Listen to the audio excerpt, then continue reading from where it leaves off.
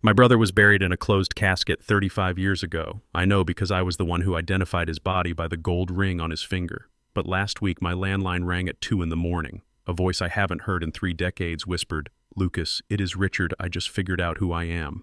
I dropped the phone, terrified. But the real terror wasn't the ghost on the line. It was what my own son did when I told him. Before I continue this story, let me know where you are watching from in the comments below. Hit like and subscribe if you have ever had to fight for your sanity against the people you love. My name is Lucas Freeman and I am 70 years old. I live in the house my father built with his own hands in a neighborhood in Atlanta that used to be quiet but is now crawling with developers and real estate sharks.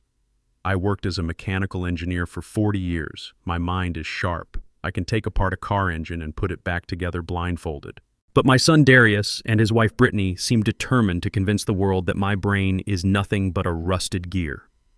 It was exactly 2:12 in the morning when the ringing started. It wasn't my cell phone. It was the old rotary landline that sits in the hallway, a dusty relic I only keep for emergencies. The sound was shrill and violent in the silence of the empty house.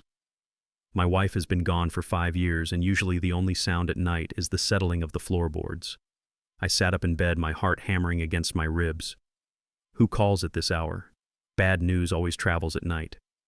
I walked down the hallway, my bare feet cold on the hardwood. I lifted the receiver.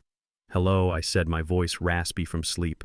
There was static on the other end, like the sound of wind rushing through a tunnel. Then a voice cut through the white noise. It was distorted and cracked, but the cadence was unmistakable. It had a rhythm I knew better than my own. "Lucas," the voice said. "It is Richard." I froze, my breath caught in my throat. No one calls me Lucas. To the world, I am Mr. Freeman or Luke. To my son, I am Dad. Only one person ever called me Lucas, my middle name.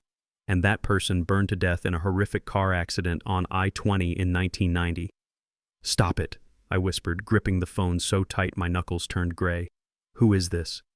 "This is not funny." The voice on the other end did not laugh. It sounded confused, urgent. "I just figured out who I am, Lucas.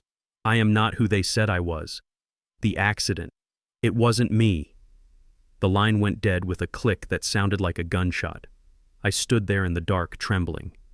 The receiver slipped from my sweaty palm and dangled by its cord, swinging back and forth like a pendulum. I fell back against the wall, sliding down until I hit the floor. The memories I had buried deep inside came rushing back like a flood. The smell of gasoline, the flashing red lights of the police cruisers, the coroner handing me a plastic bag containing a gold ring slightly melted with the initials RF engraved inside. I had wept over that ring. I had buried that ring. My brother was dead. I saw the coffin go into the ground. So who was on the phone? I needed to talk to someone. I needed to hear a human voice to anchor me back to reality. My hands shook violently as I pulled my cell phone from my pajama pocket and dialed Darius. He was my only son, my flesh and blood. He would help me. He had to. The phone rang 4 times, 5 times. I was about to hang up when he answered. "What is it, Dad?" His voice was thick with sleep and heavy with irritation. "Do you have any idea what time it is?" "Darius," I said, gasping for air, "you have to come over. Something happened. Richard called me." There was a pause. I could hear him shifting in bed. I could hear Brittany mumbling something annoyed in the background. "Who called you?" "Darius," asked, his tone flat. "Your Uncle Richard," I said. "I know how it sounds, son, but it was him. He called the landline. He said he is alive. He called me Lucas." Darius let out a long, loud sigh. It was the sound of a parent dealing with a toddler who had wet the bed. "Dad, we talked about this. You need to stop watching those old home movies before bed. Uncle Richard has been dead for 35 years. You went to the funeral. Remember, I know that I snapped my fear turning into desperation, but I heard his voice, Darius. It was not a dream. You have to come here. I think someone is playing a sick joke, or maybe I do not know. Maybe something happened back then that we missed." "Dad, listen to me." Darius cut me off. His voice was cold, sharp, and lacking a single ounce of empathy. "I have a very important interview tomorrow morning. This is the 3rd time this month you have called me with some nonsense. Last week it was the neighbor stealing your newspaper. Now it is ghosts. Did you take your memory supplements today?" The blue bottle. I blinked. "I don't take memory supplements," I said. "I take vitamins. My mind is fine, Darius." "Sure, Dad." "Sure," Darius said dismissively. "You are confused. Go back to sleep. Take a pill, and do not call us again unless the house is actually on fire. Good night." He hung up. The silence that followed was louder than the ringing had been. My own son thought I was losing my mind. He didn't care that I was terrified. He didn't care that his father was sitting on the floor in the dark, shaking. He only cared about his sleep and his imaginary interviews. I knew for a fact Darius hadn't had a real job interview in 6 months. He spent his days gambling online and pretending to be a day trader while living off the allowance I still foolishly gave him. I pulled myself up using the small table for support. I went into the kitchen and poured myself a glass of water. My hands were still trembling. Maybe he was right. Maybe I was dreaming. Grief does strange things to a man even decades later. I sat at the kitchen table staring at the wall clock ticking away the seconds. Then I saw headlights sweep across the front window. Relief washed over me. He came. Darius came. He must have realized how scared I was. He was putting on a tough act, but he still loved his old man. I hurried to the front door, unlocking the deadbolt. "Darius," I said, opening the door. "Thank you, son. I knew you would not leave me alone." But it wasn't a hug I received. Darius walked past me without a word, his eyes scanning the room as if looking for smoke. Behind him walked Brittany, his wife. She was a tall woman with sharp features and eyes that always seemed to be calculating the value of everything she looked at, including me. She didn't say hello. She didn't ask if I was okay. She walked straight past me and headed for the hallway bathroom. "Where is he?" Darius asked, standing in the middle of the living room, his hands on his hips. "Where is this ghost, Dad?" He hung up, I said, closing the door. But Darius, it was his voice. "Dad, stop it," Darius barked. "You are having an episode." From the bathroom, I heard the sound of plastic bottles rattling. I rushed over. Brittany was standing in front of my open medicine cabinet. She had a trash bag in her hand. She was sweeping my blood pressure medication, my vitamins, and my heart pills into the bag. "What are you doing?" I shouted, reaching for her arm. "Those are my medicines." Brittany pulled her arm away. Her face twisted in a look of faux concern that made my stomach turn. "Dad, we are just helping you," she said, her voice dripping with condensation. "You obviously can't manage your own medication anymore. You are hallucinating. High blood pressure meds can cause confusion if you take too many. We are removing the risk." She placed a single orange prescription bottle on the counter. It wasn't mine. I had never seen it before. "What is that?" I asked, backing away. "It is to help you sleep," Brittany said, smiling. "A sedative. Dr. Evans prescribed it for you." "I don't have a doctor named Evans," I said, my voice rising. "My doctor is Dr. Patel. I have seen him for 20 years. Get out of my house." Darius stepped into the bathroom doorway, blocking my exit. The hallway felt suddenly very small. My son is 6 feet tall and heavy-set. I am shrinking with age. He loomed over me. "Dad, calm down," Darius said, his voice deepening into a growl. "Brittany is right. You are a danger to yourself. Calling us at 2 a.m. screaming about dead people. That is not sanity, Dad. That is a breakdown. You are going to take this pill and you are going to sleep." I looked from Darius to Brittany. Their eyes weren't filled with worry. They were filled with opportunity. They looked at me like I was a problem to be solved, a broken appliance to be thrown out. "I am not taking that," I said, standing as tall as I could. "I am not crazy. Richard called me. I don't know how, but he did." Brittany sighed and looked at Darius. "See," she said. He is agitated. Paranoia. Classic symptoms. If we don't control this now, Darius, he is going to hurt someone or burn this house down. And this house is the only asset we have left. I mean, he has left." She slipped. She said, "We." Darius grabbed my shoulder. His grip was hard, painful. It wasn't the touch of a son. It was the grip of a warden. "Take the pill, Dad," Darius ordered. "Do not make us call the police and have you committed tonight. We are trying to do this the easy way." I looked at the orange bottle. I looked at my son. I realized then that the phone call from my dead brother was the least of my problems. There was a monster in my house, and I had raised him. I took the pill bottle from Brittany's hand. My hand shook, but I forced myself to nod. "Fine," I said. "Fine. I will take it. Just leave my other meds alone. I need those for my heart." Brittany smiled a cold, shark-like smile. "We will keep them safe for you, Dad. We will dole them out day by day, so you don't make mistakes." I dry swallowed the pill they gave me, pretending to gulp. I hid it under my tongue. It tasted bitter like chalk and betrayal. "Good," Brittany said, patting my cheek like I was a dog. "Now go to bed. We are going to stay in the guest room tonight. just to make sure you are safe. Safe. I had never felt less safe in my life. I went into my bedroom and closed the door. I spat the pill into a tissue and flushed it down the toilet attached to my master bath. I could hear them whispering in the hallway. I pressed my ear against the wood. "That was close," Brittany whispered. "If he starts digging into the past, Darius, we are in trouble." "He won't," Darius replied. "The pills will fog him up by morning. He won't remember his own name, let alone Uncle Richard. We just need to get that power of attorney signed this week." My blood ran cold. This wasn't just about me getting old. This wasn't about a late-night hallucination. They were scared. They were hiding something. And they were planning to take my mind away to keep their secret safe. I walked over to the window and looked out at the street. The streetlights flickered. I thought about Richard. Was it really him, or was it a trap? But then I remembered what the voice said. I just figured out who I am. If that was Richard, he was in trouble. And if I stayed here swallowing the poison my family was feeding me, I would be dead before I could find him. I sat in the darkness of my room and waited for the sun to rise. I needed a plan. And I needed to find the one thing I had hidden away 35 years ago. The one thing that proved Richard's death wasn't an accident. I just prayed I could find it before my son found me. I woke up the next morning with a headache that felt like a rusted nail being driven into my temple. The sunlight streaming through the curtains was too bright and too harsh. My mouth tasted like copper. I sat up slowly and the room spun. I wondered if I had actually swallowed some of that pill they forced on me, or if this was just the physical toll of fear. I needed to get out. I needed air. I needed my routine.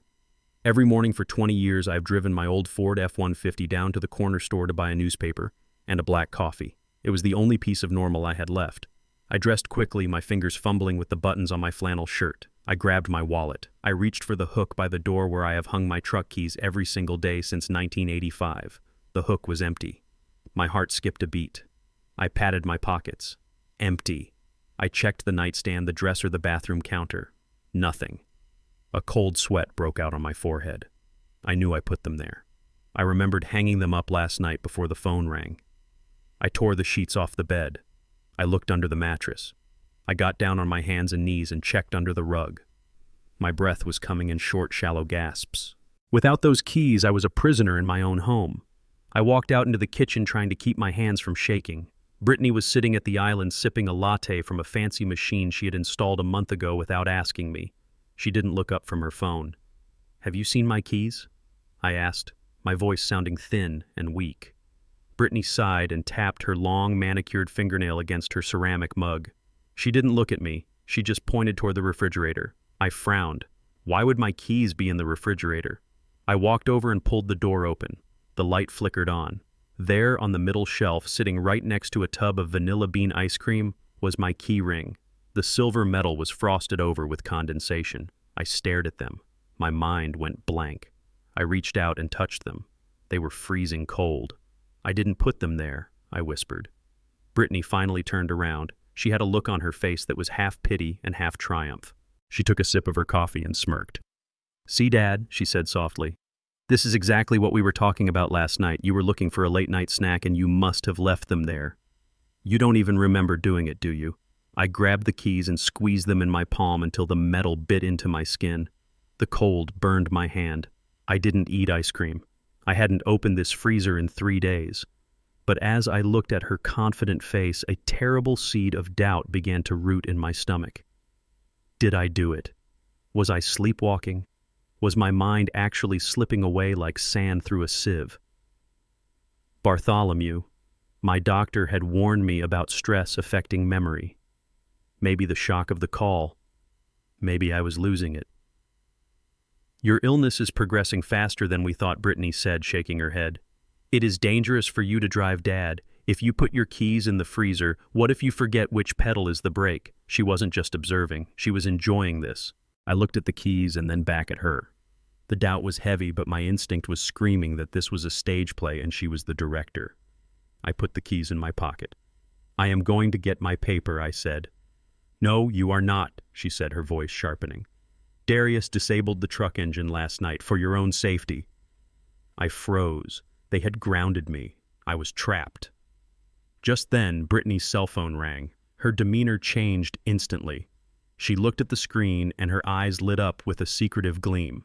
She stood up and walked toward the back patio, sliding the glass door shut behind her.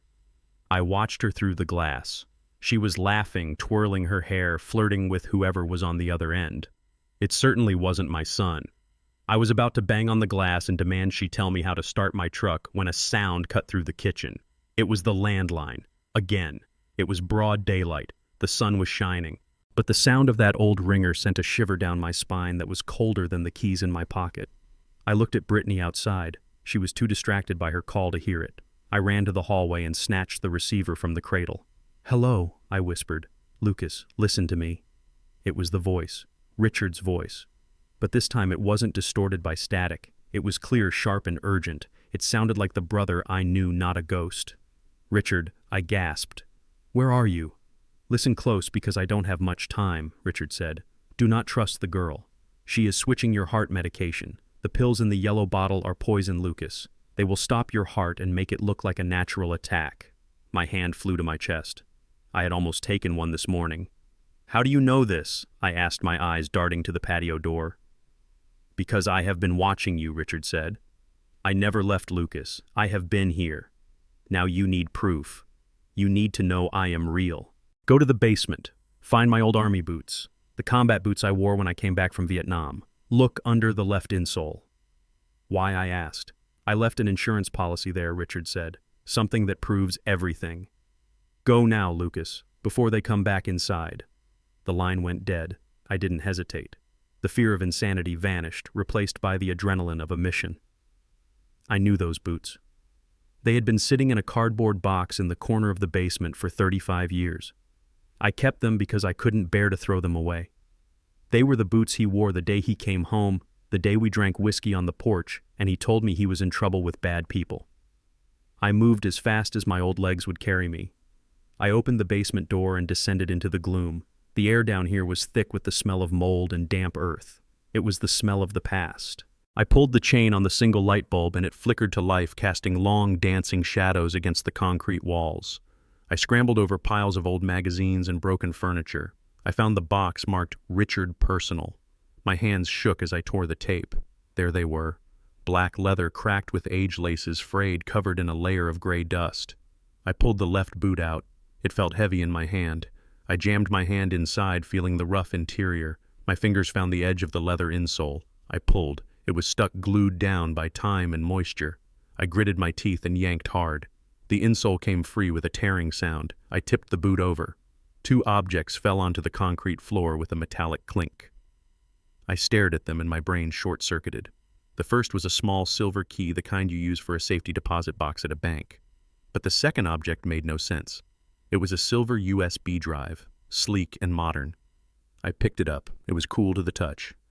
This was impossible. Richard died in 1990. We didn't have USB drives in 1990. We had floppy disks and cassette tapes. This technology didn't exist when we buried him. If this was in his boot, it meant one thing. The person who put it there did it recently. It meant Richard had been in this house, in this basement, alive. My knees gave out and I sat back on a stack of old newspapers. He wasn't a ghost. He was alive. He had faked his death, and he had come back to hide something right under my nose. I gripped the USB drive so hard it hurt. What was on it? Why now? Suddenly a shadow fell over me. The light from the bulb was blocked. I looked up toward the stairs. Darius was standing there. He was wearing his expensive suit, the one he bought for interviews that never happened. His face was in shadow, but I could feel his anger radiating like heat from a furnace.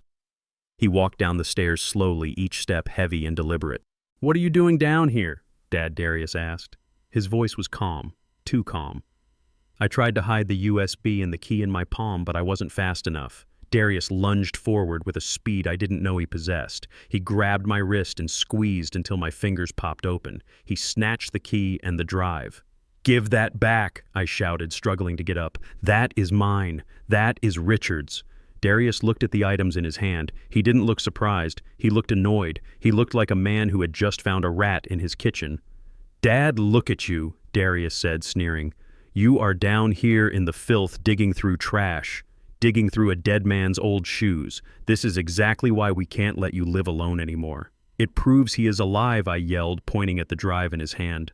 "Look at it, Darius. That is a computer drive. They didn't have those 30 years ago. Richard put it there. He warned me. Darius pocketed the items. He looked at me with cold, dead eyes. There is nothing here, Dad. Just old junk. Your mind is playing tricks on you again.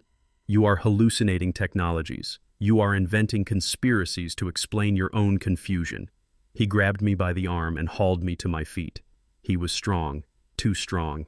We are not waiting for next week, Darius said, dragging me toward the stairs. I am calling Dr. Evans right now. You need a neurologist, Dad. You need to be in a facility where you can't hurt yourself or dig up the past. No more arguments. He pulled me up the stairs and into the light. I looked back at the empty boot lying on the floor. It was the only proof I had, and now it was gone.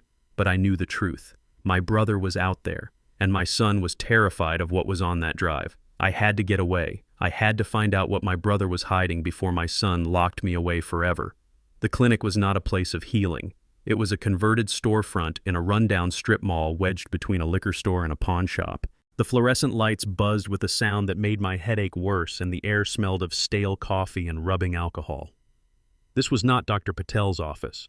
This was Dr. Evans, a man Brittany claimed was a specialist, but who looked more like a man who had lost his medical license years ago and was operating out of a back room. I sat on the crinkly paper of the exam table, my hands gripping the edge. Dr. Evans did not look at me. He sat at a metal desk, scrolling through his phone while Brittany paced the small room, playing the role of the exhausted martyr perfectly. He is getting worse, Dr. Brittany said, her voice trembling with fake emotion. Last night was terrifying. He was screaming at the walls. He was talking to people who have been dead for 30 years. He took the keys to the truck and hid them in the freezer right next to the ice cream. When we asked him about it, he became violent. I looked at her, stunned by the ease with which the lies rolled off her tongue. That is a lie, I said, my voice steady, despite my fear. I did not put the keys there. You did. And I wasn't screaming. I received a phone call. Dr. Evans finally looked up, but not at me. He looked at Brittany. Does he often blame others for his confusion, the doctor asked. All the time, Brittany sighed. He thinks we are stealing from him. He thinks his dead brother is leaving him secret messages in old shoes. He was digging in the basement this morning looking for computer drives that he claims were planted by ghosts. I stood up. I found a drive, I said, pointing a finger at the doctor. It was a USB drive hidden in a boot. My son took it. Ask him. Dr. Evans didn't ask anyone. He just shook his head and pulled a prescription pad from his pocket. It is classic progression, he muttered, scribbling furiously. Paranoia, hallucinations, aggression. He is inventing elaborate conspiracies to cover up his own cognitive decline. I am a mechanical engineer, I shouted, my frustration boiling over. I can calculate the load-bearing capacity of a bridge in my head. I am not crazy. Dr. Evans ripped the page off the pad and handed it to Brittany without even checking my pulse. Acute paranoia. Stage 2, possibly early onset dementia, he said flatly. I am prescribing a heavy sedative to manage the aggression, but you need to look at long-term care facilities. He is not safe at home.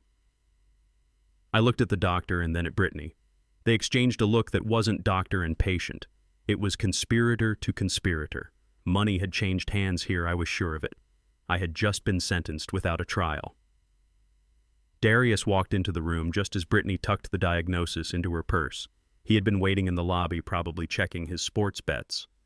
When he saw the paper in Brittany's hand, a look of pure relief washed over his face.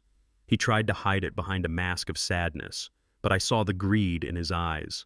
It was the look of a man who had just won the lottery. I am so sorry, Dad, Darius said, putting a heavy hand on my shoulder. We just want you to be safe. This is for the best. I shrugged his hand off. I felt small and old, but my mind was racing. I reached up to adjust my hearing aid. It is an old analog model I have worn for 10 years. Darius and Brittany think it is broken because I told them the battery died 2 weeks ago. I told them I couldn't hear anything without it, so they would have to speak up. It was the only trap I had set that they hadn't found yet. I turned the volume wheel up to maximum. The room amplified. I could hear the hum of the refrigerator in the corner. I could hear the doctor breathing. I will take him to the car, Darius said. Brittany, you handle the paperwork. I shuffled toward the door, playing the part of the defeated old man. Darius led me out into the hallway. He sat me down on a plastic chair near the exit. Stay here, Dad, he ordered. Do not move. I have to go sign the billing statement. He walked back toward the reception desk where Brittany was standing. They thought I was out of earshot. They thought I was deaf. I leaned my head back against the wall and closed my eyes, focusing entirely on the static-filled sounds coming through my earpiece. Did he sign it? Darius whispered, his voice sharp and eager. Brittany rustled some papers. Yes. Dr. Evans wrote exactly what we needed. Acute dementia. Dangerous to self and others. Perfect, Darius hissed. I could hear the smile in his voice. With this document, we can file for emergency guardianship this afternoon. We don't even need a court hearing if the doctor certifies he is a threat. We need to move fast, Brittany said. The mortgage on our house is 3 months overdue, Darius. And the loan shark you owe is calling my phone now. We need access to his accounts by Friday. Don't worry, Darius said. Once the guardianship is signed, the house is ours. We can take out a bridge loan against his equity by the end of the month to cover your debt and my gambling tab. We will put him in that state facility off the highway. The cheap one. My stomach churned. It wasn't about safety. It wasn't about love. It was about debt. My son was drowning in gambling debt, and my daughter-in-law was living a lie. They were going to sell my father's house, the house I was born in, just to pay off a bookie. They were going to throw me into a state-run warehouse to rot while they liquidated my life. I opened my eyes. The hallway looked different now. It wasn't a clinic anymore. It was a battlefield, and I was the only soldier left standing. Darius walked back toward me. Got everything sorted, Dad, he said, his voice dripping with fake sweetness. Let us go home. I stood up slowly. Okay, son, I said, my voice raspy. Let us go home. The ride back was silent. They thought I was sedated by the shock. I was actually calculating. When we got to the house, Darius marched me straight to my bedroom. We are going to lock the door from the outside tonight, Dad, he said. We can't have you wandering around looking for ghosts. It is for your own protection until we find a facility. He slammed the door, and I heard the click of a new deadbolt they must have installed while I was sleeping yesterday. I was a prisoner. I waited until I heard their footsteps fade down the hall. I waited until I heard the television turn on in the living room. Then I moved. I got down on my hands and knees and crawled under my bed. I pushed aside the shoeboxes full of tax returns and found the loose floorboard in the far corner near the wall. I had loosened it 5 years ago when my wife died, not because I was paranoid, but because I wanted a place to keep her wedding ring safe. I pried the board up with my fingernails. In the dark, dusty crawl space between the joists sat a small metal box. I opened it.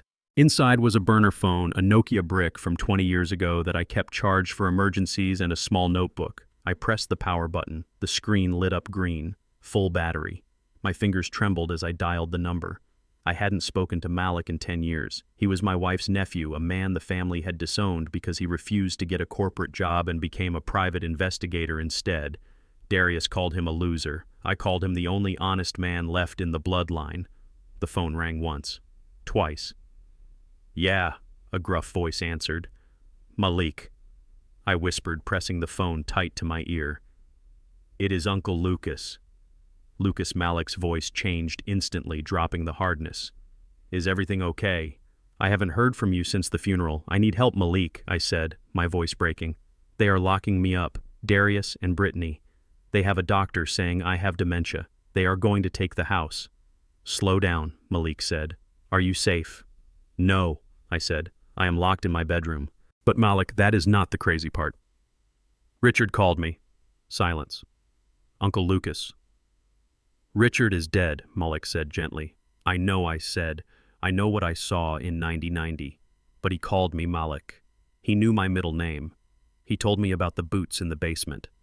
I found a USB drive, Malik. A modern one. Darius took it, but it was there. Richard is alive, and I think he is trying to warn me. Malik didn't call me crazy. He didn't tell me to take a pill. He was quiet for a long time. If Richard is alive, Malik said slowly, then who did we bury? I don't know, I said. But I need you to find out. I need you to check the death certificate, the accident report, everything. And Malik, I need you to get me out of here before they send me away. Sit tight, old man, Malik said. I am on my way. Keep your phone hidden. And Lucas, if Richard is alive, then you are in more danger than you think. Because dead men don't come back unless they are chasing something or running from something. I hung up and hid the phone back under the floorboard. I sat on the edge of my bed and looked at the locked door. They thought they had trapped a helpless old man. They were wrong. They had just trapped a man with nothing left to lose. The moonlight outside my bedroom window was sliced into ribbons by the shadow of the oak tree. I sat on the edge of the bed, fully dressed, my heart pounding a rhythm against my ribs that felt dangerous for a man of 70. It was 2 a.m, the witching hour for the Freeman family. A pebble hit the glass. It was a sharp, distinct click. Then another. I moved to the window and peered through the slat of the blinds I had not nailed shut yet. Malik was down there crouched in the hydrangeas like an overgrown gargoyle. He flashed his phone screen once a beacon in the dark. I didn't hesitate. I went to the window. Darius had nailed the sash shut, but he was a lazy carpenter. He used finishing nails, not framing nails. I took the flathead screwdriver I had stolen from the junk drawer earlier that afternoon and jammed it under the frame.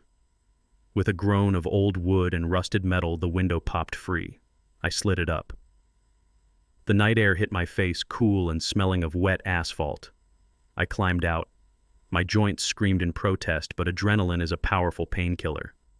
I lowered myself to the trellis my wife used to grow jasmine on and scrambled down, scraping my palms on the rough wood. My feet hit the mulch, and Malik was there instantly gripping my arm to steady me. He didn't say a word. He just pointed to his car, a beat-up sedan parked down the block, its lights off. We drove in silence until we hit the highway. Malik looked older than I remembered. His face was harder lined with the kind of fatigue that comes from seeing too much of the world's ugly side. He pulled into the parking lot of a 24-hour diner on the outskirts of Atlanta. The neon sign buzzed with a dying flicker. We took a booth in the back corner far away from the waitress, who looked like she wanted to be anywhere else. Malik opened his laptop. The screen glowed blue, illuminating the scars on his knuckles. "I ran the number you gave me, Uncle Lucas," Malik said, his voice low. "I have a friend at the telecom company. He owed me a favor. We traced the packet data from the call you got last night." I leaned in. Who was it? Who is pretending to be my dead brother? Malik tapped a key and a map of Atlanta appeared on the screen. A red pin dropped onto the grid. I stared at it. I knew those streets. I knew that intersection. I knew that house. The pin was sitting directly on top of my own address. The call came from inside the house, Malik said, looking me dead in the eye. Specifically, it originated from a router located in the detached garage, the one Darius turned into his man cave. I felt the blood drain from my face. My hands started to shake uncontrollably. Darius. It was Darius, my own son.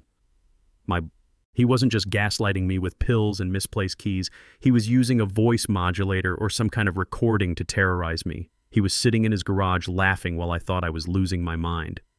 "He is trying to break me," I whispered. "He wants the house so bad he is willing to haunt me to get it." Malik closed the laptop with a snap.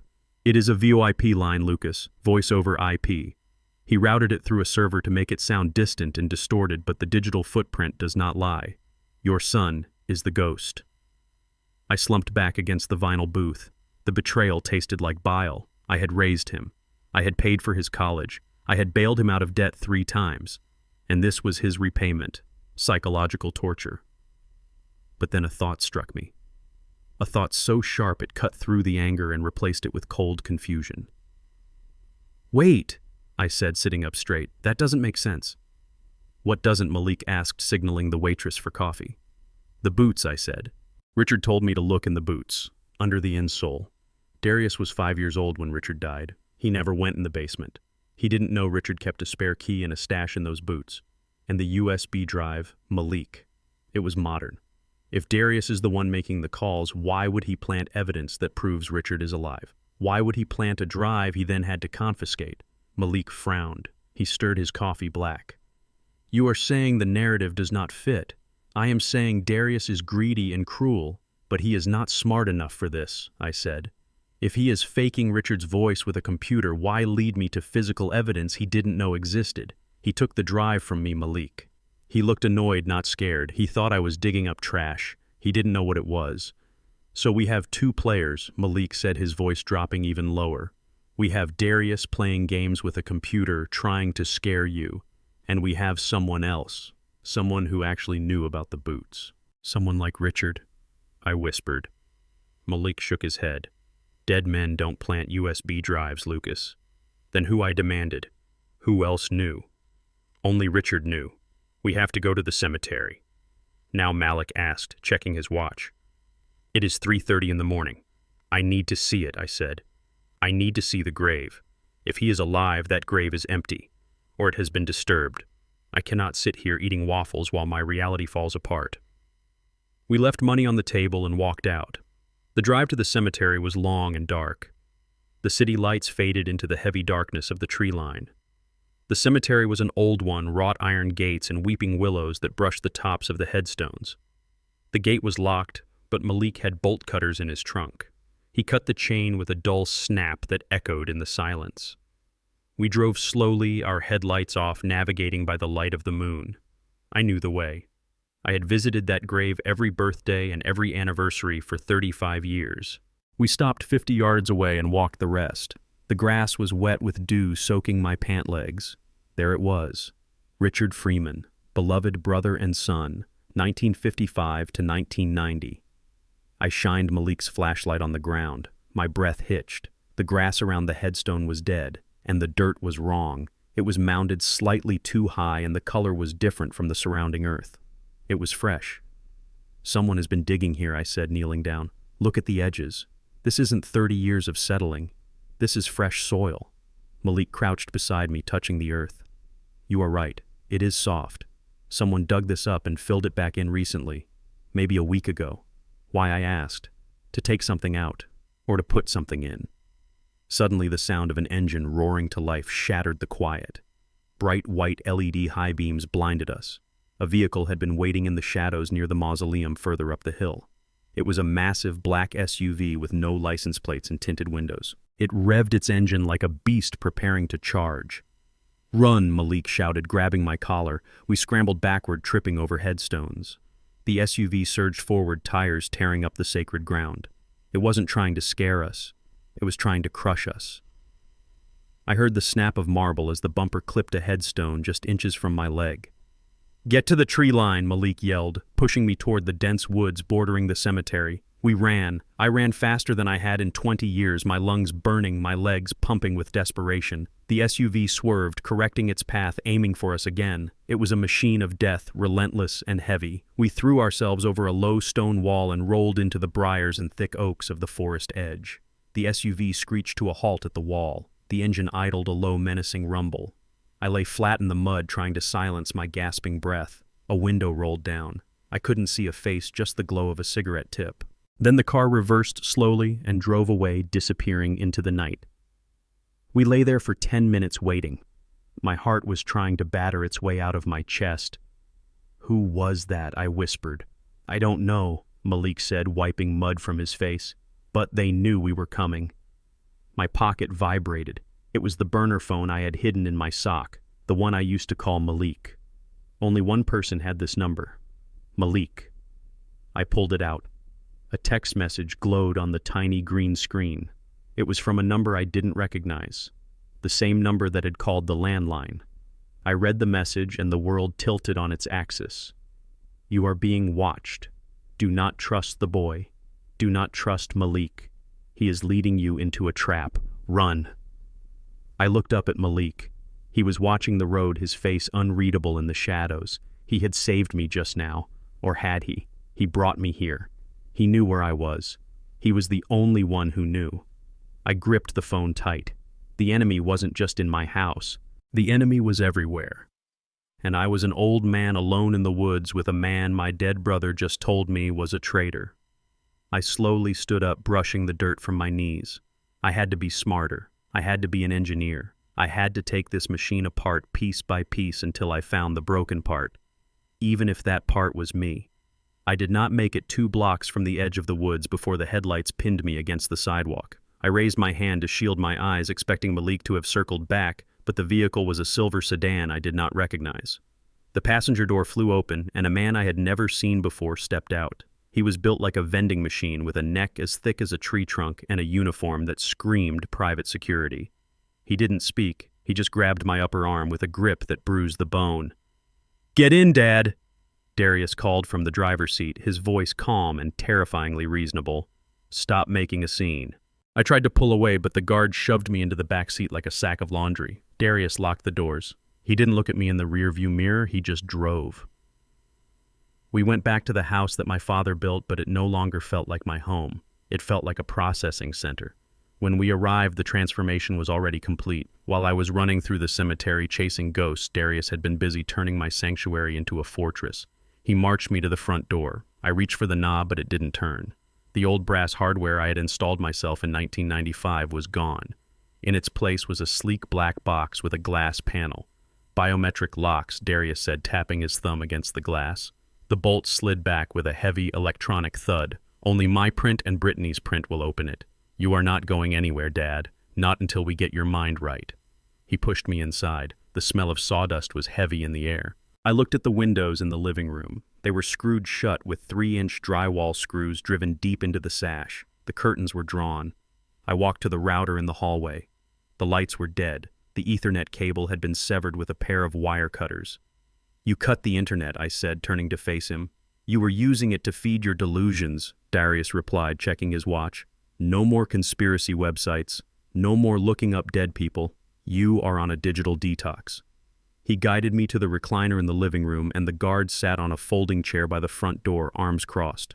I was a prisoner in the house I paid for. I sat there for hours watching the dust motes dance in the sliver of light coming through the blinds. My mind was racing. Malik had led me to the cemetery, but that text message said not to trust him. Darius was my jailer, and Richard was either a dead man or a ghost watching me suffer. I had never felt more alone. By noon, the front door beeped again.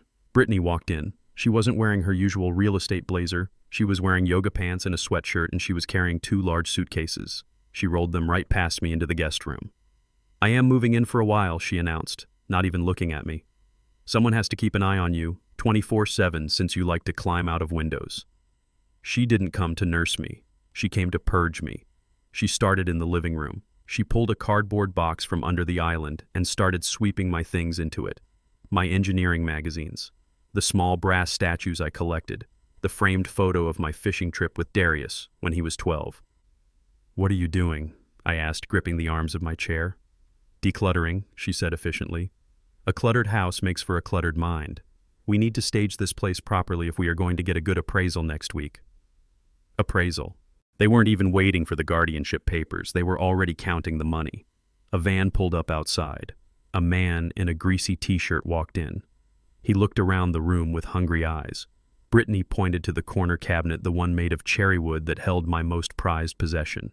My wife's jazz record collection. There were first pressings in there. Miles Davis, John Coltrane, Thelonious Monk.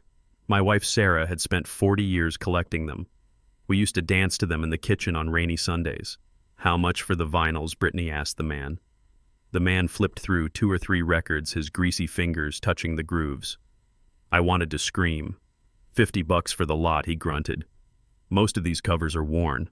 Nobody buys this old scratchy stuff anymore. $50. That collection was worth $3,000 easy, but the sentimental value was incalculable. It was the soundtrack of my marriage, sold, Brittany said. Get them out of here. I stood up. No, I said. You cannot sell those. Those belong to Sarah. Brittany turned to me. She walked closer, her face arranging itself into that mask of pity she wore so well. She leaned in close to my face, assuming I couldn't hear her because I still wore my hearing aid, which she believed was broken. Oh, save the drama, she said to the man, but looking at me. He is deaf as a post anyway. He won't even know they are gone. He hasn't listened to music in years. We need the cash to buy him adult diapers. He is starting to lose control of his bladder. The man laughed a wet, ugly sound. Sad way to go getting old, he said, grabbing the crate of records. The insult didn't hurt me. The lie about the diapers didn't hurt me. But seeing that stranger's dirty hands on Sarah's records broke something inside my chest. It was a violation of the only pure thing I had left. The rage started in my toes and shot up my spine like an electric current. I forgot the plan. I forgot that I was supposed to be the frail, confused old man. I was just a husband defending his wife's memory. I lunged. I moved faster than I had in years. I crossed the room in 2 strides and grabbed the crate from the man's hands. Put them down, I roared, yanking the box back. The man stumbled, surprised by the strength in my grip. The crate tilted and records spilled out onto the hardwood floor, sliding like black ice. "Hey!" the man shouted, backing away. "I thought you said he was harmless." Brittany's eyes went wide. She hadn't expected resistance. She looked at the spilled records, and then at me, standing over them, my chest heaving, my fists clenched. A cruel idea formed in her eyes instantly. She screamed. It wasn't a scream of fear. It was a theatrical scream, a performance. She threw herself backward, tripping over her own feet on purpose and landing hard on the rug. "Help!" she shrieked, clutching her arm. "He is hurting me. Darius, help." The guard by the door took a step forward, but Darius was faster. He burst out of the kitchen where he had been eating a sandwich. He saw me standing over his wife, his face red with a sudden, violent fury. He didn't ask what happened. He didn't look at the stranger stealing my property. He only saw what he wanted to see. A crazy old man attacking his wife. "Dad, no," Darius yelled. He rushed me. I turned to explain, to tell him she was selling his mother's music, but I never got the words out. Darius swung his hand. It was a backhand, wild and heavy, his knuckles connected with my cheekbone.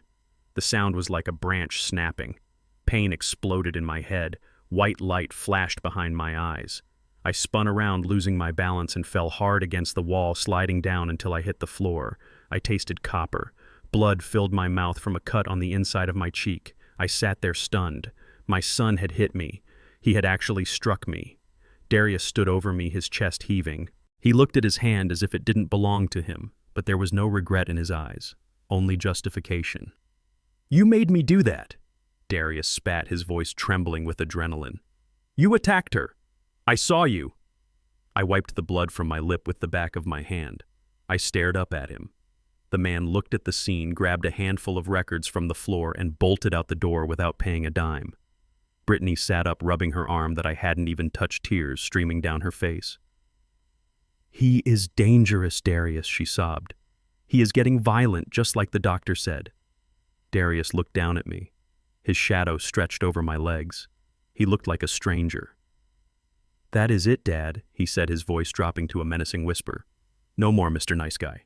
You want to act like a rabid animal, we will treat you like one." He walked to the garage and came back a moment later. In his hand was a heavy coil of chain and a padlock. "Get up," Darius ordered. I stayed on the floor, guarding the few records that were still in the crate. I said, "Get up," he screamed, grabbing me by the collar of my shirt and hauling me to my feet. He dragged me toward the heavy oak armchair in the corner. He wrapped the chain around my ankle and looped it through the leg of the chair. He clicked the padlock shut. "Darius," I whispered, my voice thick with blood, "you are chaining your father like a dog." "You gave me no choice," he said, standing up and backing away. "If you try to hurt Brittany again, I will tighten it. You stay there. You don't move. You don't speak. You just sit there and rot until we can get the papers signed to ship you out." He turned to Brittany and helped her up, holding her like she was precious glass. "I am sorry, baby," he said. "Are you okay?" "I will survive," she said, sniffing and shooting a glare at me that was pure venom. "Just get him out of here, Darius, before he kills us in our sleep." They walked into the kitchen, leaving me chained to the chair, surrounded by the scattered vinyl remains of my wife's favorite music. I reached down and picked up a record. It was A Love Supreme by John Coltrane. The cover was bent. I held it to my chest and closed my eyes. My son was gone.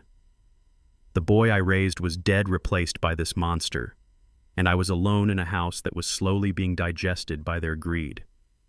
But as I sat there, feeling the cold steel of the chain against my ankle, a new resolve hardened in my gut. They thought this was the end. They thought I was broken.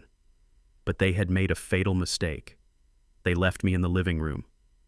And right behind this chair, hidden behind the baseboard, was the secondary phone line jack I had installed in 1992 for a fax machine I never used. I waited for the sun to go down. I waited for the sounds of their television to cover the noise. I wasn't going to rot. I was going to war. The silence in my bedroom was heavy and suffocating, like a wool blanket pulled over my face. The chain on my ankle rattled softly against the floorboards every time I shifted my weight. My son Darius had locked the door from the outside, and Brittany had confiscated everything she thought was valuable.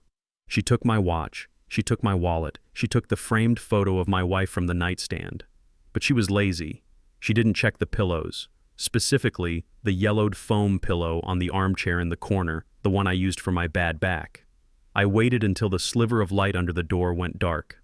I waited until the heavy bass of the television downstairs faded into silence. Then I moved. I dragged my chained leg across the rug, wincing as the metal bit into my shin. I reached inside the pillowcase. My fingers brushed against the rough texture of a manila envelope. I pulled it out. It was bent and smelled of old cedar, but the contents were pristine. This was the file. The 1990 accident report, the police photos, the coroner's statement. I had hidden it away decades ago because looking at it hurt too much. Now it was my only lifeline. I crawled to the window. Darius had boarded it up from the outside, but there was a crack between the plywood sheets where the moonlight filtered through. A single beam of pale white light cut across the floor. It was just enough. I opened the envelope. My hands shook so hard the papers rattled like dry leaves. I pulled out the crime scene photos. They were grainy black and white glossies taken by a police photographer who probably just wanted to go home that night. I stared at the image of the car. It was a twisted heap of blackened metal, my brother's Chevy Nova. It had gone off the embankment on I-20 and burst into flames. The body inside had been burned beyond recognition. I remembered the smell of the morgue. I remembered the coroner telling me that dental records would take weeks, but there was a personal effect found on the body. I shuffled through the stack until I found the photo of the hand. It was the left hand of the driver. It was hanging out of the shattered window, unburned, protected by the way the car had rolled into the mud. On the ring finger was a thick gold band with the initials RF engraved on the face. Richard Freeman. My father's ring. I pulled a small magnifying glass from my pocket, the one I used for reading blueprints. I held it under the moonbeam and leaned in close. My nose almost touched the photo. I looked at the ring. It was there. Solid gold. Then I looked at the finger. The finger was there too. Swollen, bruised, and dirty, but whole. The ring sat snugly below the knuckle. I stopped breathing. The room spun. A memory I had suppressed for 35 years clawed its way out of the dark recesses of my mind. It was a memory of a Tuesday night, 3 days before the accident. Richard had come to my house in the middle of the night. He was bleeding. He was sobbing. He was holding a towel wrapped around his left hand, and the towel was soaked red. They took at Lucas. He had screamed, his eyes wild with pain and fear. The loan sharks. I couldn't pay the vig. They held me down in the back of the pool hall, and they took it with a cigar cutter. I had driven him to a back alley doctor because he refused to go to the hospital. I watched as the doctor stitched up the stump where his left ring finger used to be. I held his shoulder while he screamed. I saw the bandage. I saw the empty space on his hand. Richard did not have a left ring finger when he died. I looked back at the photo. The corpse in the car had all 10 fingers. The world tilted on its axis. The air left my lungs in a rush. I dropped the magnifying glass and it clattered onto the floor. That body was not Richard. I had buried a stranger. I had cried over a stranger. I had spent 35 years mourning a man who wasn't in that box. The ring. The ring was the only thing that identified him. But if Richard lost his finger, he couldn't wear the ring, so he must have put it on someone else. He must have found a body, or maybe he made a body. The horror of what my brother might have done washed over me. But it was quickly replaced by a surge of clarity. Richard was alive. The phone call was real. The boots were real. And he was trying to tell me something. He was trying to warn me about the people in my house. Before I could process the magnitude of the lie, suddenly the lock on my bedroom door clicked. The heavy deadbolt slid back with a metallic snap that sounded like a gunshot in the quiet house. I scrambled to shove the photos back into the envelope. I shoved the envelope under the mattress just as the door swung open. The hallway light flooded the room, blinding me. I shielded my eyes. Darius stood in the doorway. He was holding a clipboard and a pen. He wasn't wearing his pajamas. He was dressed in jeans and a t-shirt like he had been working. His eyes were red-rimmed and frantic. He looked like a man who was running out of time. Behind him stood Brittany. She was holding a flashlight, but it wasn't pointed at me. It was pointed at the floor, at something moving behind Darius's legs. It was Buster, my 12-year-old golden retriever, my best friend, the dog who had slept at the foot of my bed every night since Sarah died. Buster looked up at me, his tail wagging slowly, his muzzle gray with age. He whined softly, trying to come to me, but Darius blocked him with his leg. "Get up, Dad," Darius said, his voice flat and hard. I sat on the bed, my heart hammering against my ribs. "It is 3 in the morning, Darius. What do you want?" "I want this over," Darius said, walking into the room. He tossed the clipboard onto the bed next to me. I looked at it. It was a document titled General Durable Power of Attorney. It gave Darius Freeman full and unrestricted control over all assets, property, and medical decisions for Lucas Freeman. It was a death warrant for my freedom. "I am not signing that," I said, pushing the clipboard away. "You are not taking my life, Darius." Darius didn't yell. He didn't argue. He just sighed, a long, tired sound that was more terrifying than a scream. "I knew you would be difficult," he said. "You have always been stubborn, Dad, even when it hurts you. But this time you are not the one who is going to get hurt." He snapped his fingers. Brittany stepped forward. She grabbed Buster by his collar. The dog yelped, surprised by the roughness. "What are you doing?" I shouted, trying to stand up, but the chain on my leg jerked me back. "Let him go." Darius leaned down until his face was inches from mine. I could smell the stale coffee on his breath. "Here is the deal," Dad Darius whispered. "You sign that paper right now. You sign it legibly, and you sign it willingly. If you do, Buster gets to sleep on his rug in the kitchen tonight. And if I don't," I asked, my voice trembling with rage. Darius straightened up. He looked at the dog with zero emotion. It was the look of a butcher assessing a cut of meat. "If you don't." "Brittany takes him for a ride right now," he said. "There is a 24-hour emergency vet clinic in the next county. They have a night drop-off for unwanted animals. We will tell them he bit Brittany. We will tell them he is aggressive and rabid. In this state, Dad, if a dog attacks a person, they put it down immediately. No questions asked." I stared at him. The room went cold. This was my son, the boy I taught to fish, the boy I held when he scraped his knee. He was threatening to kill my dog to get my money. "You wouldn't," I whispered. "He is innocent, Darius. He loves you." Darius laughed, a dry, humorless sound. "I don't care about the dog, Dad. I care about the $300,000 in equity sitting in this house. I care about the bookie who threatened to break my legs yesterday if I didn't pay up. The dog is just a tool, just like you." Brittany pulled on the collar, dragging Buster toward the door. The dog scrabbled his claws on the wood, looking back at me with confused, trusting eyes. He barked once, a sharp plea for help. "Wait!" I screamed, reaching out. "Stop! Don't hurt him! Then sign the damn paper!" Darius yelled, slamming his hand down on the mattress. "Sign it now, or the dog dies tonight." I looked at Buster. He was old. He had arthritis. He trusted me to protect him. He was the last living thing in this world that looked at me with love. I couldn't let them kill him. I couldn't let his loyalty be the thing that ended his life. "Give me the pen," I said, my voice breaking. Darius smiled. It was a shark smile. He handed me the pen. "Smart choice, Dad." I took the clipboard. My hand shook violently. I looked at the line for the signature. If I signed this, I lost everything. The house, the money, my freedom. I would be a ward of the state within a week. But if I didn't sign it, Buster died alone and scared on a metal table. I put the pen to the paper. I felt a tear roll down my cheek. I hated my son in that moment more than I ever thought possible. I hated him with a fire that burned the love right out of my heart. I signed, but I didn't sign my name. I signed the name I used 50 years ago on my very first bank account. A signature I hadn't used since 1975. A signature that didn't match my driver's license or my social security card. It looked similar enough to fool Darius in the dark, but any bank teller with a scanner would flag it as a mismatch. It was a delay tactic, a desperate gamble. "There," I said, handing the clipboard back. "Now let the dog go." Darius snatched the paper. He shined the flashlight on the signature. He didn't look closely. He just saw ink on the line. "Good," he said. "See, was that so hard?" He nodded to Brittany. She let go of the collar. Buster ran to me, cowering against my leg, licking my hand. I buried my fingers in his fur, feeling his heart racing against my palm. "Get some sleep," Dad Darius said, walking to the door. "We have a big day tomorrow. We have to go to the bank, and then we have to find a nice facility for you, one with padded walls." He slammed the door, and I heard the lock click again. I sat there in the dark, hugging my dog. I had bought myself maybe 24 hours. Once the bank rejected that signature, Darius would come back. And next time, he wouldn't just threaten the dog, he would threaten me. But I had something now. I had the truth about Richard. I pulled the envelope back out from under the mattress. The man with 9 fingers was out there somewhere. And if he faked his death to escape loan sharks, maybe he could teach me how to escape my own son. I looked at the window. The moonbeam had moved. It was shining directly on the closet door. I remembered something. Richard didn't just leave the boots.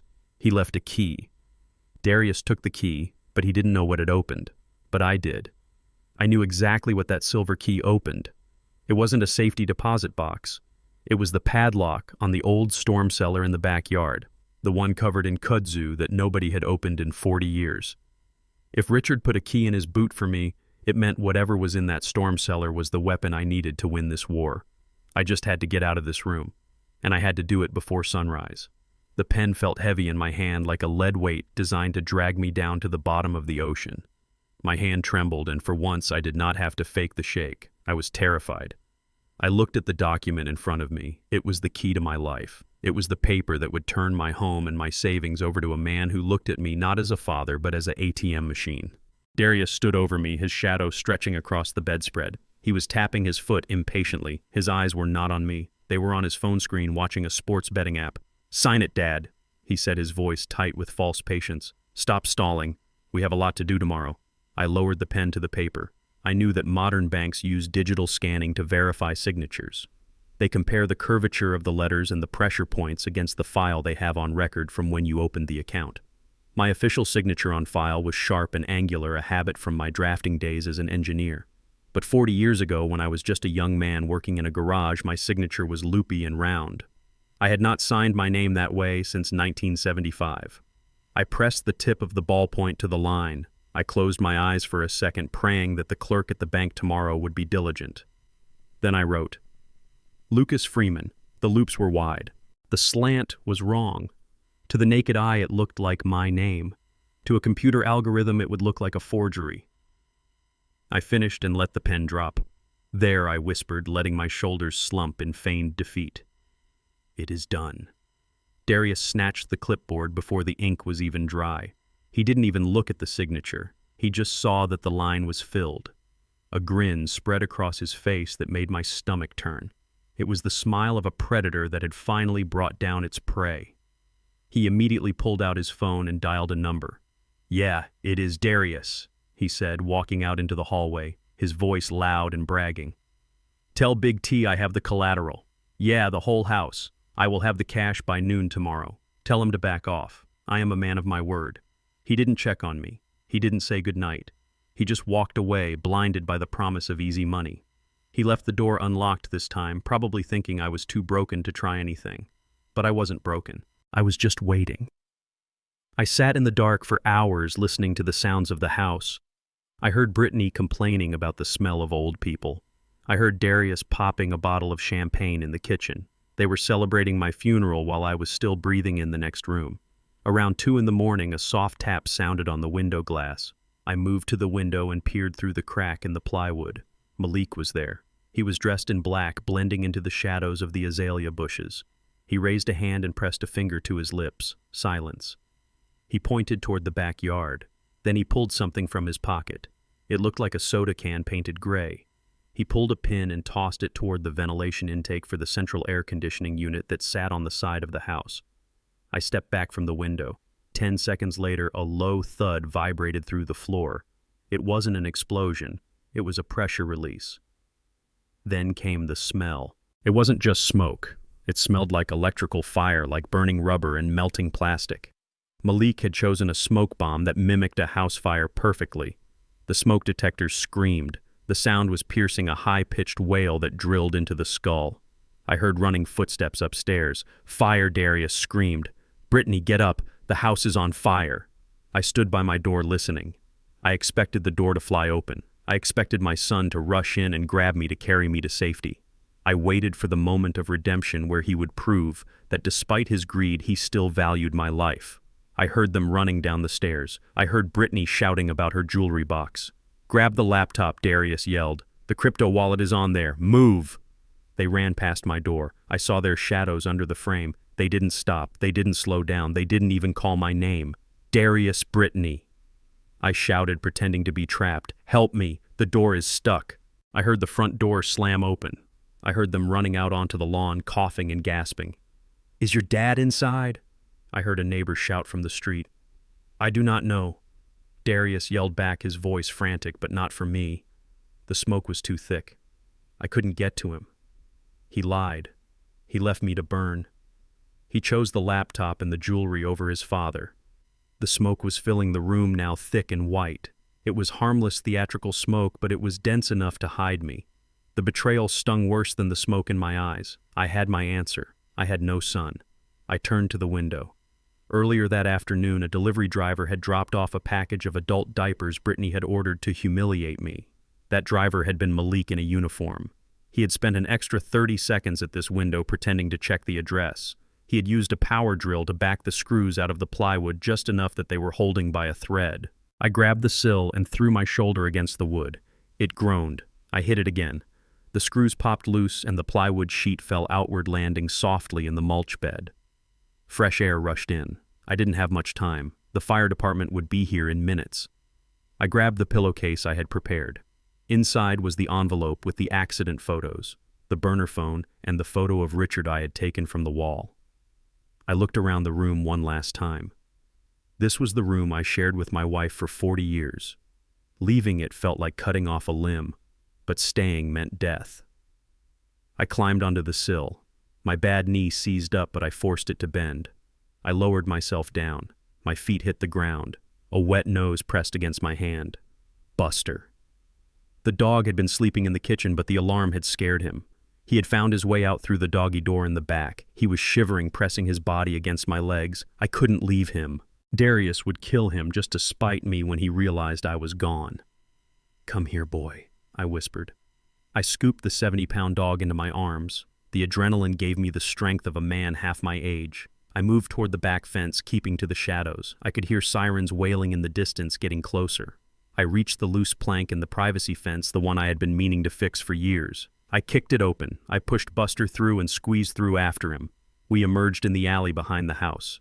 Malik's beat-up sedan was idling at the end of the block lights off engine, purring. I ran. I ran with my dog and my dead brother's picture, leaving behind the house my father built and the son who had just tried to bury me in it. I didn't look back. I knew if I looked back and saw that house standing dark and empty while my son performed his grief for the neighbors, I would break. So I just looked forward at the red taillights of the getaway car and the only family I had left.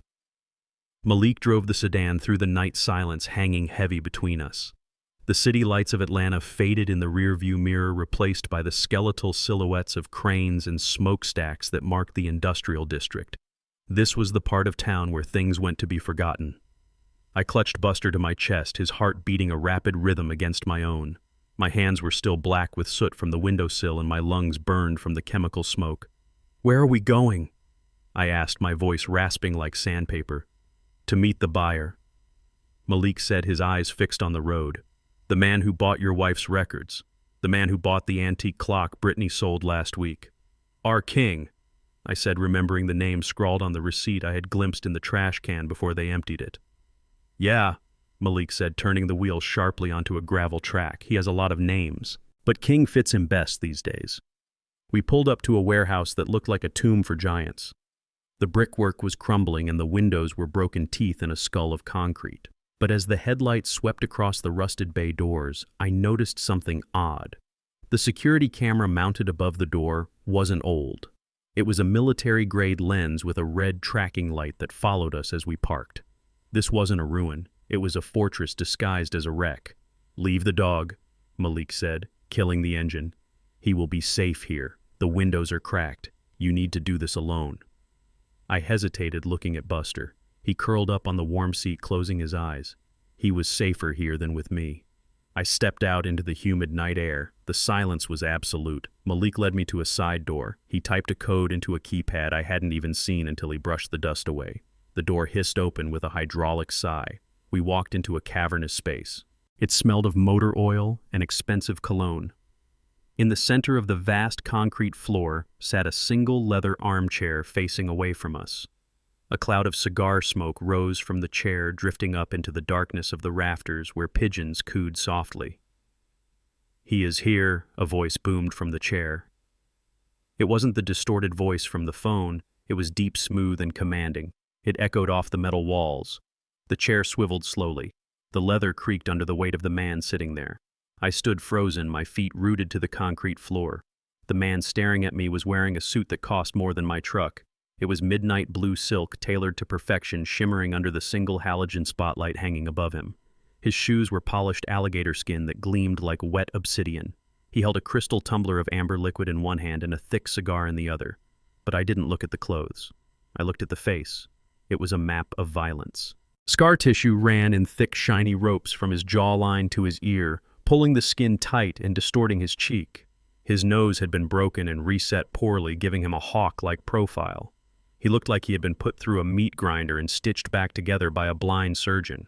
But the eyes were untouched. They were dark brown, flecked with gold. They were the eyes I had looked into across the breakfast table for 18 years. They were the eyes of the boy I had protected from bullies on the playground. "Hello, Lucas," the man said. I couldn't breathe. My brain was trying to reconcile the corpse in the casket 35 years ago with the kingpin sitting in the chair. "Richard," I whispered. The name felt like a stone in my mouth. He stood up. He walked toward me with a slight limp favoring his left leg. As he came closer into the cone of light, I saw his left hand gripping the glass. The ring finger was gone. It wasn't just missing. It was severed cleanly at the knuckle, the skin healed over in a smooth white patch. It was the injury from the loan sharks, the injury I had bandaged myself 3 days before he supposedly died. The realization hit me with the force of a physical blow. The body in the car had 10 fingers. I had ignored that fact for 35 years because grief had blinded me. I had wanted it to be him so I could stop searching. But now the truth was standing in front of me, smelling of tobacco and power. "You are alive," I said, my voice trembling with a rage I didn't know I possessed. "You are real." "I am real," Richard said, stopping 5 feet away. "And I am rich." R. King. Richard King. It wasn't hard to hide Lucas. People see what they want to see. You wanted to see a tragedy, so you didn't look too close at the body. He took a sip of his drink, his gaze unwavering. I had to do it. The people I owed money to, they weren't just going to take my finger. They were going to take you. They were going to take your wife. I found a junkie in the alley behind the pool hall. He had overdosed hours before. He was my height, my build. I put my ring on his finger. I put him in the car. I poured the gasoline. It was the only way to zero out the ledger. He spoke of burning a man like he was talking about balancing a checkbook. He was cold. This wasn't my brother. This was a stranger wearing my brother's skin. A scream tore from my throat. It was primal. It was the sound of 35 years of mourning turning into pure white hot fury. I didn't think. I just moved. I covered the distance between us in 2 strides. I swung my fist. I am 70 years old, but I have worked with steel my whole life. My knuckles connected with his jaw with a sickening crack. Richard didn't block it. He didn't even flinch. He took the hit. He stumbled back a step, the whiskey splashing out of his glass onto the concrete floor. "You bastard!" I screamed, grabbing the lapels of his expensive suit. "You let me bury you. You let me identify a stranger's charred body. Do you know what that did to me? Do you know how many nights I woke up smelling burning flesh? I cried for you, Richard. I mourned you for decades while you were out here playing gangster." I shook him. He didn't fight back. He just looked at me with those sad, gold-flecked eyes. A trickle of blood ran from the corner of his mouth. "Hit me again if you need to, Lucas," Richard said quietly. "I deserve it. I deserve worse. I killed the brother you knew that night. I had to become this to survive." I raised my hand again, but I couldn't do it. The anger drained out of me, leaving only exhaustion. I let go of his jacket and stepped back, my hands shaking. "Why come back now?" I asked, wiping my eyes. "If you stayed dead this long, why torture me now? Why the phone calls? Why the boots?" Richard straightened his jacket. He wiped the blood from his lip with a silk handkerchief. His expression hardened. The sadness vanished, replaced by the steel of a man who runs empires. "I didn't come back for a reunion." "Lucas," Richard said, his voice dropping to a growl. "I came back because of your son, Darius. What about him?" I asked. "He tried to kill me tonight." "I know," Richard said. "But that is small time. Darius is mixed up in something bigger than gambling debts. He is brokering a deal. He is selling the family land, our father's land, and he is selling it to the one man in this city who I have spent 20 years trying to destroy. My rival, a man named Vargas." Richard stepped closer, his eyes burning. "That land is the key to a development project worth $50 million. Darius is selling it for pennies to clear his debts and get a seat at the table. If Vargas gets that land, he wins, and I lose everything I have built. I came back to stop him, Lucas. Not to save you. To stop him. I stared at him. He hadn't returned for love. He hadn't returned for family. He had returned for business. So I am just a pawn, I whispered. Just like I was to Darius. No, Richard said, reaching out to touch my shoulder, his hand missing the ring finger. You are my brother, and right now we have a common enemy. Your son wants to sell our heritage. I want to burn his deal to the ground. Are you with me, or are you going to let him win? Richard walked over to a metal work table and flipped open a laptop. The screen cast a harsh blue glow on his scarred face, highlighting the brutality of his past decisions. He tapped a few keys and turned the computer toward me. I expected to see bank accounts or property deeds. Instead, I saw a spreadsheet that looked like an autopsy of my son's life. It was a list of debts, rows and rows of red numbers scrolling down the screen like a list of casualties in a war I didn't know we were fighting. Look at the bottom line, Lucas, Richard said, pointing with his 9-fingered hand. $500,000. That is what your boy owes. I stared at the number. It didn't seem real. $500,000. I had worked 40 years to save half that much in my retirement fund. Darius had burned through double my life savings in 2 years. How I asked, my voice hollow. How does a man without a job lose that much money? Richard swiped the screen. Online casinos, crypto scams, high-risk leverage trading on margin. He thinks he is a financier, Lucas. He thinks he is smarter than the market, but he is just a gambler with bad luck and expensive taste. And when the banks cut him off, he went to the sharks. Not the kind I dealt with back in the day. These guys are corporate sharks. They wear suits, but they break legs just the same. He pulled up a photo of a man shaking hands with Darius. The man was slick, oily, and wearing a suit that cost more than my house. That is, Vargas. Richard spat the name like it was poison. He runs the biggest development firm in the Southeast. He wants your land, Lucas. He wants to bulldoze our father's house and put up a luxury high-rise. He has been trying to buy that block for 5 years, but I have been blocking him. I own the lots on either side of you under shell companies. As long as you held out, Vargas was stuck. So he went to Darius, I whispered, realizing the depth of the betrayal. Exactly, Richard said. Vargas offered Darius a way out. He promised to wipe the debt clean and give Darius a job. Vice President of Acquisitions, a corner office, a 6-figure salary. All Darius had to do was deliver the deed to your house. That is why he is so desperate. That is why he tried to commit you. He has a deadline. If he doesn't hand over the title by the end of the month, Vargas calls in the debt and Darius is a dead man walking. My knees felt weak. It wasn't just greed, it was survival. My son was willing to lock me away in a padded room to save his own skin. He was willing to erase my life, to pay for his mistakes.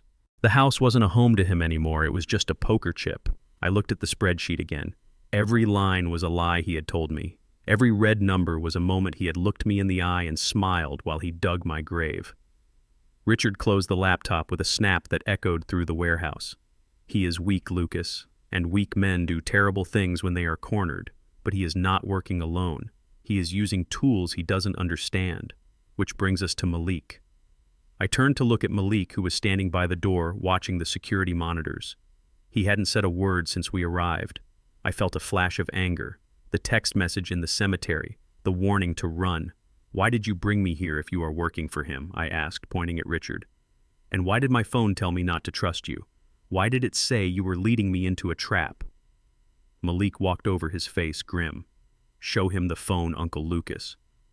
I pulled the burner phone from my pocket. I brought up the text message. It was still there, glowing on the screen. Do not trust Malik. Richard laughed. It was a dry, dark sound. You think I sent that? Or that some guardian angel sent that? Lucas, look at the timestamp. Look at the routing number. I looked closer. It wasn't a standard number. It was a masked ID. Darius sent that, Richard said. I shook my head. That is impossible. Darius doesn't know about Malik. I haven't spoken to Malik in 10 years. I only used this burner phone once to call him yesterday. Darius doesn't even know this phone exists. It was hidden under the floorboards. He knows Richard corrected me. He has known for months.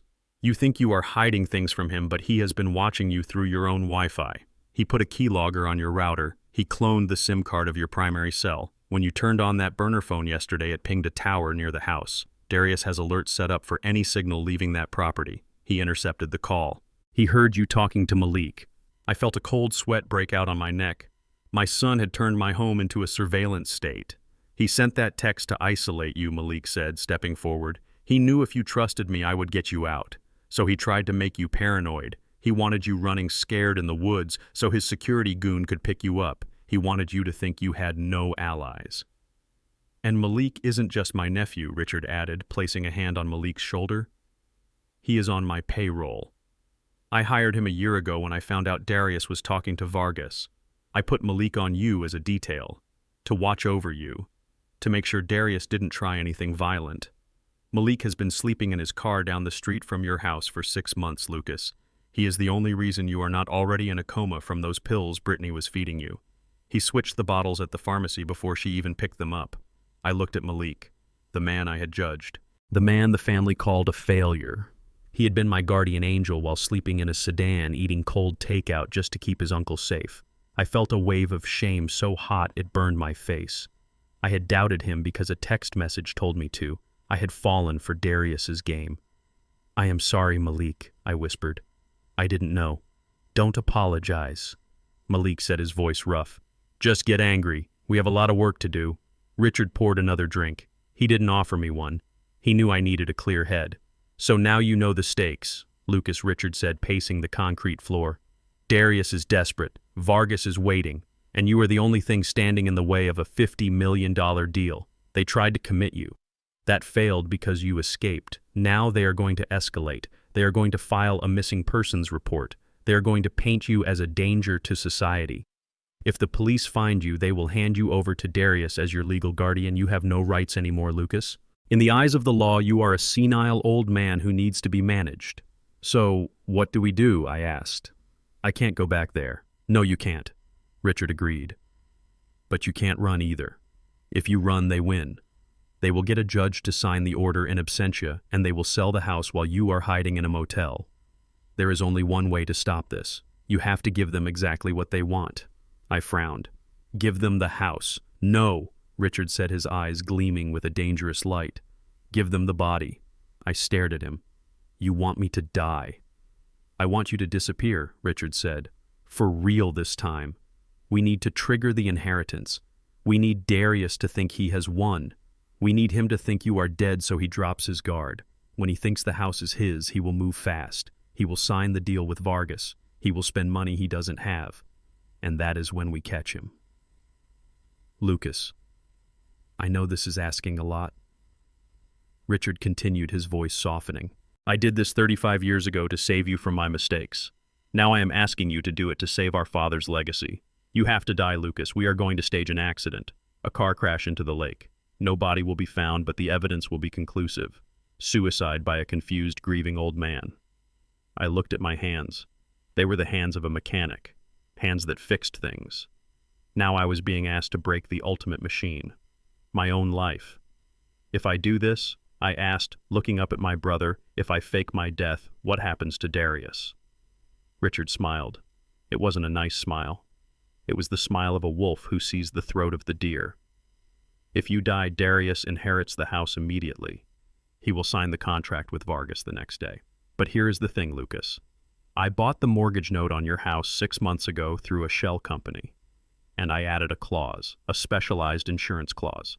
If the owner dies under suspicious circumstances or suicide, the property goes into probate lockdown for investigations. But Darius won't read the fine print. He never does. He will sign the deal with Vargas, promising a clean title he doesn't have. He will take the advance money, and when he can't deliver the deed because the property is frozen, Vargas will come for him. And this time I won't be there to save him. It was brutal. It was a trap designed to use Darius's own greed as the mechanism of his destruction. It would destroy his life. It would land him in prison or worse. He is my son, I said, my voice trembling. He tried to kill you, Richard countered. He tried to erase your mind. He tried to kill your dog. He isn't your son anymore, Lucas. He is a parasite, and you have to cut him out before he kills the host. I thought about Buster shivering in the car. I thought about the smoke filling my bedroom. I thought about the signature on the clipboard. Darius had made his choice. Now I had to make mine. Okay, I said, standing up. My legs felt steady for the first time in days. Let us do it. Let us kill Lucas Freeman. Richard nodded. He pulled a set of keys from his pocket and tossed them to Malik. Get the Jaguar, Richard ordered. We are going to the quarry. Lucas, give me your wallet, your watch, and your wedding ring. We need to leave a trail. I took off my wedding ring. I had worn it for 40 years. It left a pale band of white skin on my finger. I placed it in Richard's hand. It felt like I was handing over my soul. But as I looked at my brother, the man who had returned from the grave to save me, I realized that souls can be reclaimed, houses can be rebuilt. But betrayal has to be burned down to the ash. I am ready, I said. Then let us put on a show, Richard said. Tonight, Lucas Freeman dies. And tomorrow, the war begins. I watched my own death on a grainy television screen in a motel room on the outskirts of town. It was a surreal, out-of-body experience that chilled me to the bone. The local news helicopter was circling above Lake Lanier, zooming in on the crane as it hoisted my Ford F-150 out of the muddy water. Water cascaded from the cab doors like tears. The windshield was shattered, the bumper was twisted. It looked like a metal coffin. The news anchor, a young woman with a somber face, narrated the scene with practiced empathy. She spoke of a tragedy. An elderly man, Lucas Freeman, suffering from acute dementia and paranoia, had reportedly driven his truck off the embankment in the early hours of the morning. Police divers had searched the water for 6 hours, but no body had been found. They speculated that the current had dragged me down or that my body was trapped in the silt at the bottom of the quarry. Richard sat in the chair next to me, sipping a coffee, his eyes fixed on the screen. He didn't look remorseful. He looked satisfied. The plan had worked perfectly. We had left my wallet on the passenger seat along with my watch. We had left tire tracks that indicated a sudden swerve consistent with a confused driver losing control. The narrative was set. I was not a victim of foul play. I was a sad old man who had lost his mind and then his life. I looked at my hands. They were shaking. I wasn't dead, but seeing my truck, that truck I bought brand new in 1995, dripping slime and mud, felt like a piece of me had truly died. That truck was my freedom. Now it was just evidence. Then the camera cut to the scene on the shore. Darius and Brittany were standing there, surrounded by microphones. Brittany was sobbing into a handkerchief, her shoulders shaking. Darius looked stoic, holding her close, playing the grieving son to perfection. He was confused, Darius told the reporters, his voice cracking. We tried to get him help. We tried to keep him safe. But the dementia, it moves so fast. He must have been so scared. I turned off the TV. I couldn't watch it anymore. My son was using my death to garner sympathy while he was secretly counting the minutes until the insurance payout. We are not done yet, Richard said, standing up. Malik set up the feeds. It is time to see what they do when the cameras stop rolling. He opened his laptop and logged into the hidden cameras he had installed in my house months ago. The screen flickered to life, showing my living room. It was empty and dark. But then the front door opened. Darius and Brittany walked in. The performance dropped instantly. Brittany stopped crying. She wiped her eyes, not with a tissue, but with the back of her hand smearing her makeup. She kicked off her heels and let out a laugh that sounded like glass breaking. God, I thought that reporter would never shut up, she said, walking to the kitchen. Darius followed her, loosening his tie. He didn't look sad. He looked electrified. He went straight to the wine rack. He pulled down a bottle of vintage Cabernet I had been saving for my 50th wedding anniversary. He didn't use a corkscrew. He smashed the neck of the bottle against the counter and poured the wine into 2 coffee mugs. To freedom, Darius said, raising his mug. To us, Brittany corrected, clinking her mug against his. They drank. They stood in the kitchen of the house my father built, drinking my wine, celebrating my drowning.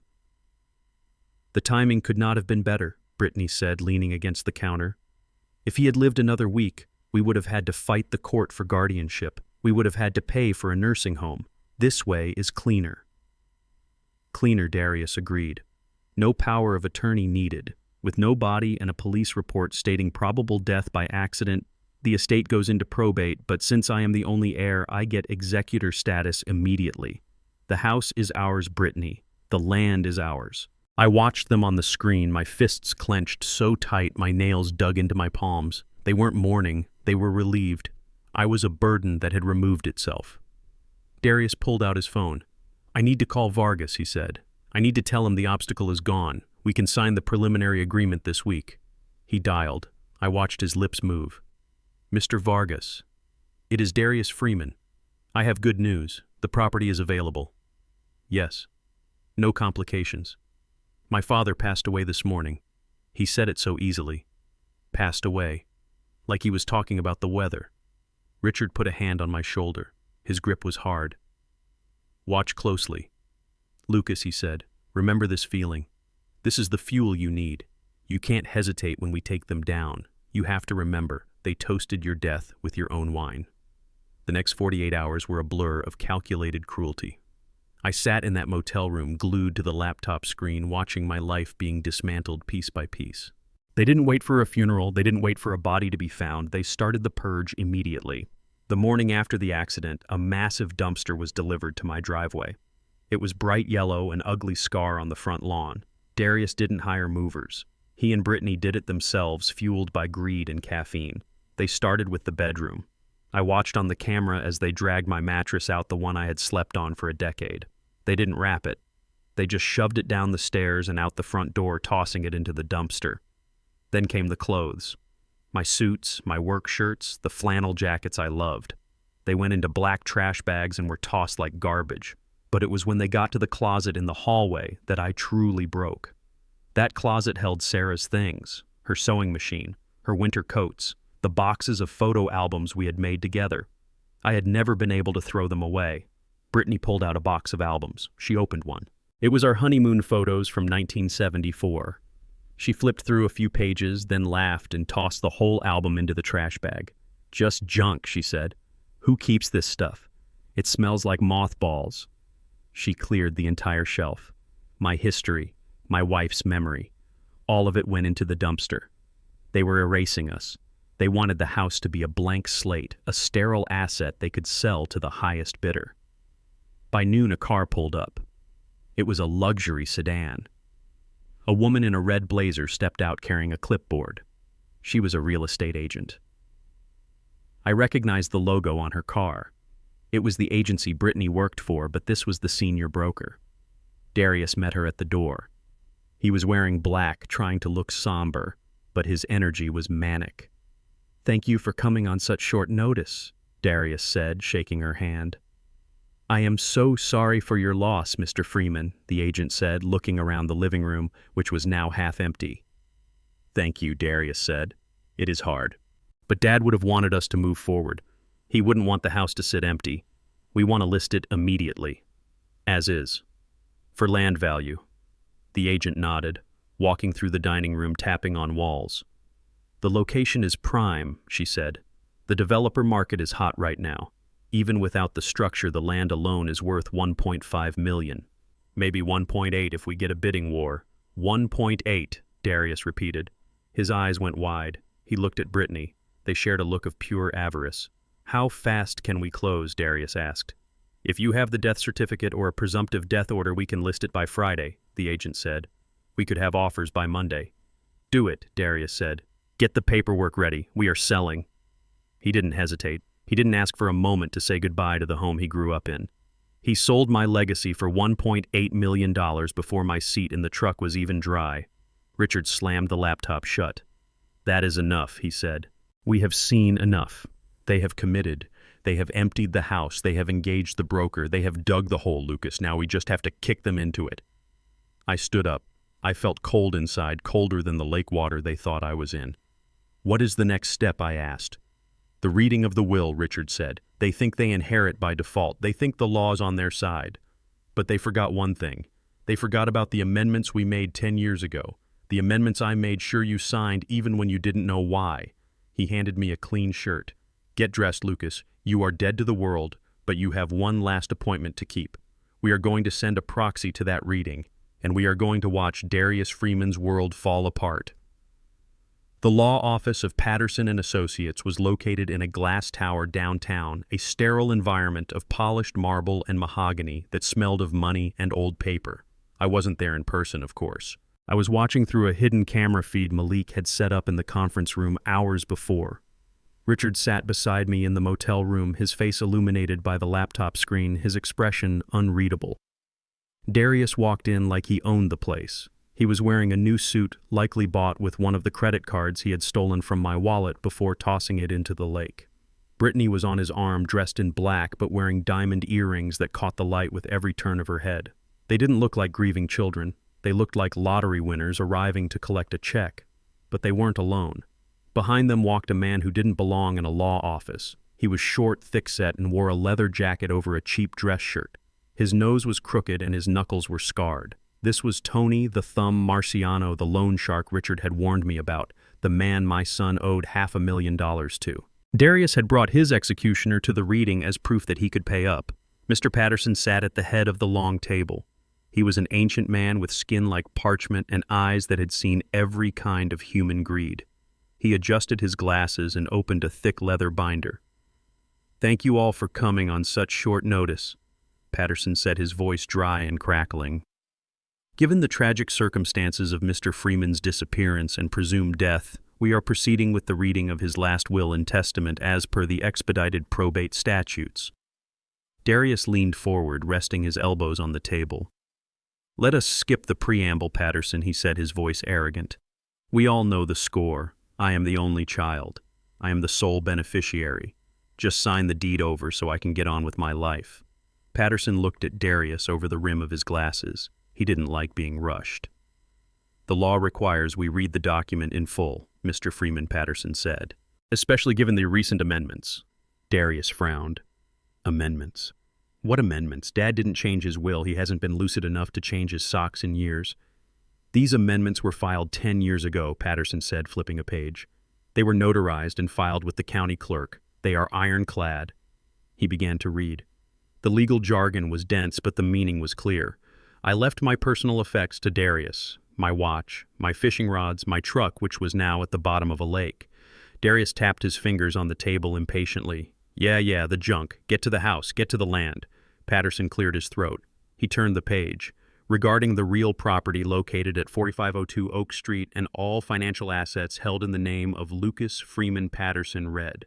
The disposition of these assets is subject to a specific clause, Clause 4A, the suspicious circumstance provision." The room went silent. Even Tony the shark stopped chewing his gum. "What is that?" Darius asked, his voice dropping. Patterson continued reading. "In the event that my death is ruled accidental violent or occurs under circumstances where a body is not recovered for autopsy, the entire estate shall be placed in a mandatory probate hold for a period of no less than 5 years. During this time, no assets may be sold, transferred, or leveraged." Darius stood up so fast his chair tipped over backward. 5 years, he shouted. "That is impossible. I am the heir. It is my house." "Sit down," Mr. Freeman Patterson said calmly. "I am not finished. During this 5-year period, the management and usufruct rights of the property shall be transferred to a third-party trustee to ensure the asset is not depleted. That trustee is the R. King Charitable Foundation." R. King. Darius whispered the name like a curse. "Who the hell is R. King?" "It is a private foundation dedicated to historical preservation," Patterson said. "They have the right to occupy, maintain, and protect the property. You, Mr. Freeman, are entitled to nothing until the 5-year investigation is complete and a court declares the death natural." Darius looked like he had been shot. He looked at Brittany. Her face had gone pale beneath her makeup. Then he looked at Tony. Tony stood up slowly. He didn't shout. He didn't make a scene. He just walked over to Darius and leaned down close to his ear. The microphone on the table picked up his whisper. It was a sound that made the hair on my arms stand up. "You told me you had the deed today," Darius Tony whispered. "You told me I was walking out of here with my money or a title." "I do. I will," Darius stammered, sweat beading on his forehead. "This is just a mistake, a clerical error. I will fix it." "You have 24 hours, Tony said, his voice flat and deadly. 24 hours to get me my money or the house. If you don't, I am not going to break your legs, Darius. I am going to take your thumb, just like your uncle." He patted Darius on the cheek, a soft, menacing tap, and walked out of the room. The door clicked shut. The silence that followed was heavy with panic. Darius turned on Patterson, his face twisted with rage. "You old bat," he screamed, lunging across the table. "You forged this. My father never signed this. He would never lock his money away. He loved me." He grabbed the will from Patterson's hands and ripped it in half. The sound of tearing paper echoed in the room. He threw the pieces in the air like confetti. "It is fake," he yelled. "It is all fake." Patterson didn't flinch. He just pressed a button on his intercom. "Security, please remove Mr. Freeman from the building." And Mr. Freeman tearing up a copy does not invalidate the original, which is safe in a vault. You have just committed a felony in front of a witness. I suggest you leave before I call the police." Brittany stood up. She wasn't looking at Patterson. She was looking at Darius with a look of pure, unadulterated hatred. "You useless idiot," she hissed. "You told me it was a done deal. You told me we were rich. I thought we were—" Darius pleaded, reaching for her. "Brittany, baby, we can fight this. We can sue." "Sue with what money?" Brittany screamed, shoving him away. "We are broke, Darius. We are worse than broke. We are dead. That man is going to kill you, and I am not going to be around to watch." She took off her diamond ring, the one Darius had bought with my credit card, and threw it at him. It bounced off his chest and rolled under the table. "I am done," she said. "I am filing for divorce. And I am telling the police everything about the credit cards. I am not going to jail for you." She stormed out, leaving Darius alone in the conference room, surrounded by the shredded remains of his inheritance. He sank to his knees, his hands gripping his hair, his breath coming in ragged sobs. I watched him on the screen. My son, broken, terrified, abandoned. I should have felt pity. I should have felt a father's instinct to rush in and save him, but all I felt was a cold, hard resolution. He had brought this on himself. He had chosen greed over family. Richard closed the laptop. "Phase 1 is complete," he said. "The rats are turning on each other. Now we move to Phase 2. "What is Phase 2? I asked. "We offer him a lifeline," Richard said. "A poisoned lifeline. We send Malik in as the representative of the R. King Foundation. We offer to buy him out. Cash. Fast, no 5-year wait." "But the will says he can't sell," I said. "Exactly." Richard smiled. "He can't sell legally. But a desperate man will sign anything if he thinks it will save his life. We get him to sign a fraudulent deed transfer. We get him to accept money for a house he doesn't own. That is fraud, Lucas. Felony fraud. And once he signs that paper, we have him. Not just for the debts, but for a crime that will put him away for 10 years. I looked at the blank screen where my son had just been weeping. "Do it," I said. Richard nodded and picked up his phone. "Malik, get the suit ready. You have a meeting with a very desperate man." The house was no longer a home. It was a bunker fortified by paranoia and greed. From my motel room, I watched the surveillance feed as Darius paced the living room like a caged tiger. He had hired a locksmith within an hour of leaving the law office. The new locks were heavy industrial-grade deadbolts that looked ugly against the mahogany door. Brittany had returned too. Her threat of divorce had evaporated the moment she realized she had nowhere to go and no money to get there. They were trapped together, bound by their crimes and their terror. They were not packing to leave. They were digging in. Darius was on the phone, screaming at a lawyer he had found on a billboard. I turned up the volume on the laptop. "You do not understand," Darius yelled into the receiver, his face red and sweaty. "The will is a forgery." My father was senile. "That old lawyer Patterson took advantage of him. We are countersuing. We are filing an injunction to stop the probate freeze." He listened for a moment, then threw a vase across the room. It shattered against the fireplace.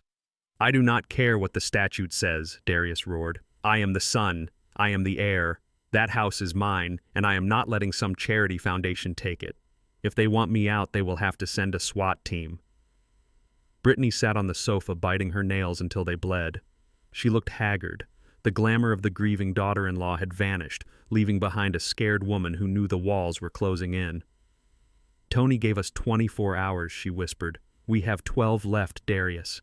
If you do not have the money by midnight, he is going to come here, and he is not going to knock." "Shut up," Darius snapped. "I am fixing it. I am going to sell the house to a private buyer. Cash under the table. We just need to find someone who does not care about the title issues." He was delusional. No one buys $1 million property without a title search. But panic makes people stupid. He was willing to commit another fraud to cover the first one. Richard leaned over my shoulder. He smelled of expensive aftershave and victory. "He is ripe," Richard said. "He is terrified and irrational. It is time to send in the closer." He pulled out his phone and sent a text. "Go." 20 minutes later, a sleek black limousine pulled into my driveway. It was long and imposing, blocking the view from the street. The driver stepped out and opened the rear door. Malik stepped out. I barely recognized him. Gone was the hoodie and the worn-out jeans. Gone was the scruffy beard and the look of a man who lived on the edge. He was wearing a charcoal gray three-piece suit that fit him like armor. His hair was trimmed close. He wore wire-rimmed glasses that made him look intellectual and dangerous. He carried a leather briefcase that looked like it cost more than Darius's car. He walked to the front door and rang the bell. He didn't pound on it. He pressed it once with authority. Inside the house, Darius froze. He checked the peephole. He saw the limo. He saw the suit. He didn't see his cousin, the failure. He saw money. He opened the door a crack, the chain still engaged. "Who are you?" Darius asked. Malik didn't smile. He held up a business card. It was thick black cardstock with gold lettering. "My name is Malik Evans, representing the R. King Charitable Foundation." Malik said, his voice smooth and professional. "I am here to discuss the transition of the property." Darius tried to slam the door, but Malik was faster. He wedged his polished shoe into the gap. "I wouldn't do that, Darius," Malik said, dropping the formal tone just enough to be menacing. "Unless you want to discuss the forensic audit we just completed on your father's credit cards." Darius went pale. He undid the chain and opened the door. Malik walked in past him, not waiting for an invitation. He surveyed the room, looking at the smashed vase and the half-packed boxes with disdain. Brittany stood up, smoothing her wrinkled skirt, trying to regain some dignity. "Who are you?" Brittany asked. "You look familiar." "I am the man who is going to keep you both out of prison," Malik said, setting the briefcase on the coffee table. He clicked the latches open. He didn't pull out a deed. He pulled out a stack of financial statements. He fanned them out on the table like a winning poker hand. "We have reviewed Lucas Freeman's accounts," Malik said. "We know that in the 6 months prior to his disappearance, you, Darius Freeman, used his cards to purchase a Rolex watch, a trip to Las Vegas, and $5,000 in online gambling credits. You also withdrew cash from his savings account using a forged signature." Darius stared at the papers. They were copies of the statements I had given Richard. "That was a gift," Darius stammered. "Dad gave me permission." "We have recordings of you discussing how to hide the transactions from him," Malik said, cutting him off. "We have footage of you at the ATM. This is elder financial abuse, Darius. It is a felony. In this state, it carries a mandatory minimum sentence of 5 years. And that is before we get to the conspiracy charges regarding his medical care." Brittany started to cry again. "I didn't sign anything," she sobbed. "It was all him." Malik looked at her coldly. "Your name is on the flight manifest to Vegas, Brittany. You are an accessory." Darius sank onto the sofa, his head in his hands. "What do you want?" he whispered. "Are you going to call the police?" Malik sat down opposite them. He crossed his legs and adjusted his cuffs. "Mr. King prefers to handle things quietly," Malik said. "He is a philanthropist, not a prosecutor. He is interested in the land, not your personal failures. He wants to offer you a deal, an act of grace." Darius looked up. Hope flickered in his eyes, desperate and pathetic. "What kind of deal?" Malik leaned forward. "Mr. King wants this property. He has a sentimental attachment to the neighborhood. He knows about the will. He knows about the 5-year freeze. He finds it inconvenient. He wants to bypass the probate process entirely." How Darius asked. "The lawyer said we can't sell." "Lawyers lack imagination," Malik said. "Mr. King is willing to buy the property from you directly right now. He is offering a quitclaim deed transfer. You sign over your rights as the sole heir and we handle the legal mess with the probate court. We have our own judges. We can make the freeze disappear." And the price, Darius asked, his voice trembling with greed. $3.6 million, Malik said. The heir left the room. It was double the market value. It was enough to pay Tony. It was enough to pay the mortgage. It was enough to start over in another country. Cash, Malik added. Wired to an offshore account of your choosing within 24 hours. Darius looked at Brittany. They were practically vibrating. It was too good to be true, but they were too desperate to question it. They didn't ask why a charity would pay double. They didn't ask how Malik knew so much. They just saw the life raft. "I will sign," Darius said. "Where do I sign?" Malik held up a hand. "Not so fast. Mr. King is a man of ceremony. He is hosting a gala tonight at the Grand Hotel. He wants to sign the papers there in front of his board of directors. He wants to announce the acquisition as a triumph of preservation." Tonight, Darius asked, checking his watch. "But I have to deal with Tony. Bring the deed," Malik said, standing up and closing the briefcase. Bring your identification. Be at the Grand Hotel Ballroom at 8 o'clock sharp. Do not be late. And Darius wear a better suit. Mr. King hates sloppiness. Malik turned and walked to the door. He paused with his hand on the knob. One more thing, he said. This offer expires at midnight. If you are not there, we hand this file to the district attorney tomorrow morning. He walked out. I watched Darius on the screen. He didn't look suspicious. He looked euphoric. He grabbed Brittany and kissed her hard. We are saved, he shouted. 3.6 million. We are rich, Brittany. We are actually rich. He didn't care that he was selling my home to a stranger. He didn't care that he was committing fraud by selling a frozen asset. He only cared that he had won.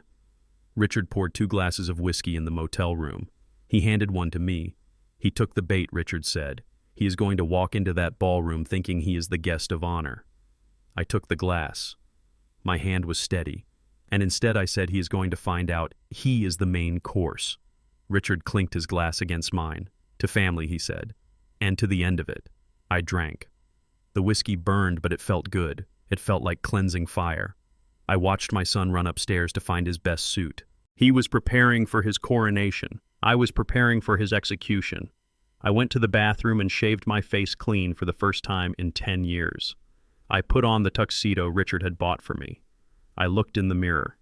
The man looking back wasn't Lucas, the retired engineer. He wasn't the confused old man. He was a father who had been pushed too far. It is time, I told my reflection. We left the motel and got into the limousine. The city lights blurred past us. We were heading to the Grand Hotel. The stage was set. The players were in motion. And the final act was about to begin. The Grand Hotel ballroom smelled of expensive lilies and desperation. My son Darius stood in the center of the room holding a flute of champagne that cost more than his car payment. He had invited every person who had ever looked down on him. His high school football coach, the bankers who denied his loans, the neighbors who knew he was unemployed. He wanted an audience for his coronation. Brittany stood beside him wearing a string of pearls that were clearly fake, but she fingered them as if they were the crown jewels. She was telling a group of women about her upcoming shopping spree in Milan. I watched from the mezzanine level hidden by the heavy velvet curtains. I was a ghost at my own wake. Darius was loud. He was drunk on adrenaline. He told a man that selling the family estate was a strategic portfolio adjustment. He called my home an asset. He called my life a stepping stone. He didn't look like a grieving son. He looked like a man who had gotten away with murder. The waiters circled with trays of caviar. Darius grabbed a handful and stuffed them into his mouth, laughing with his mouth full. He checked his watch every 30 seconds. He was vibrating.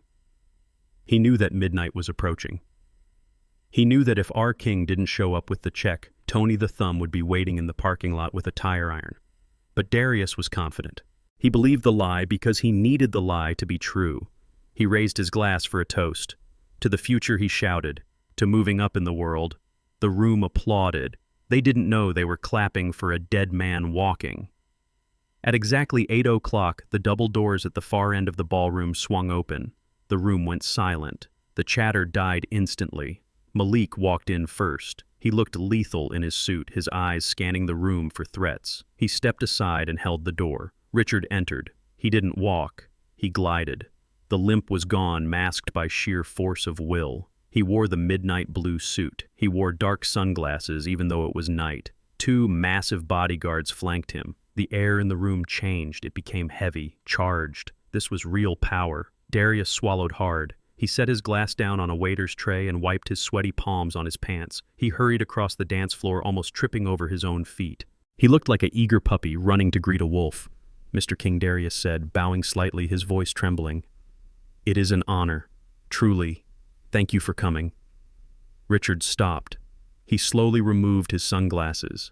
He looked down at Darius. He looked at the nephew he hadn't seen since the boy was 5 years old.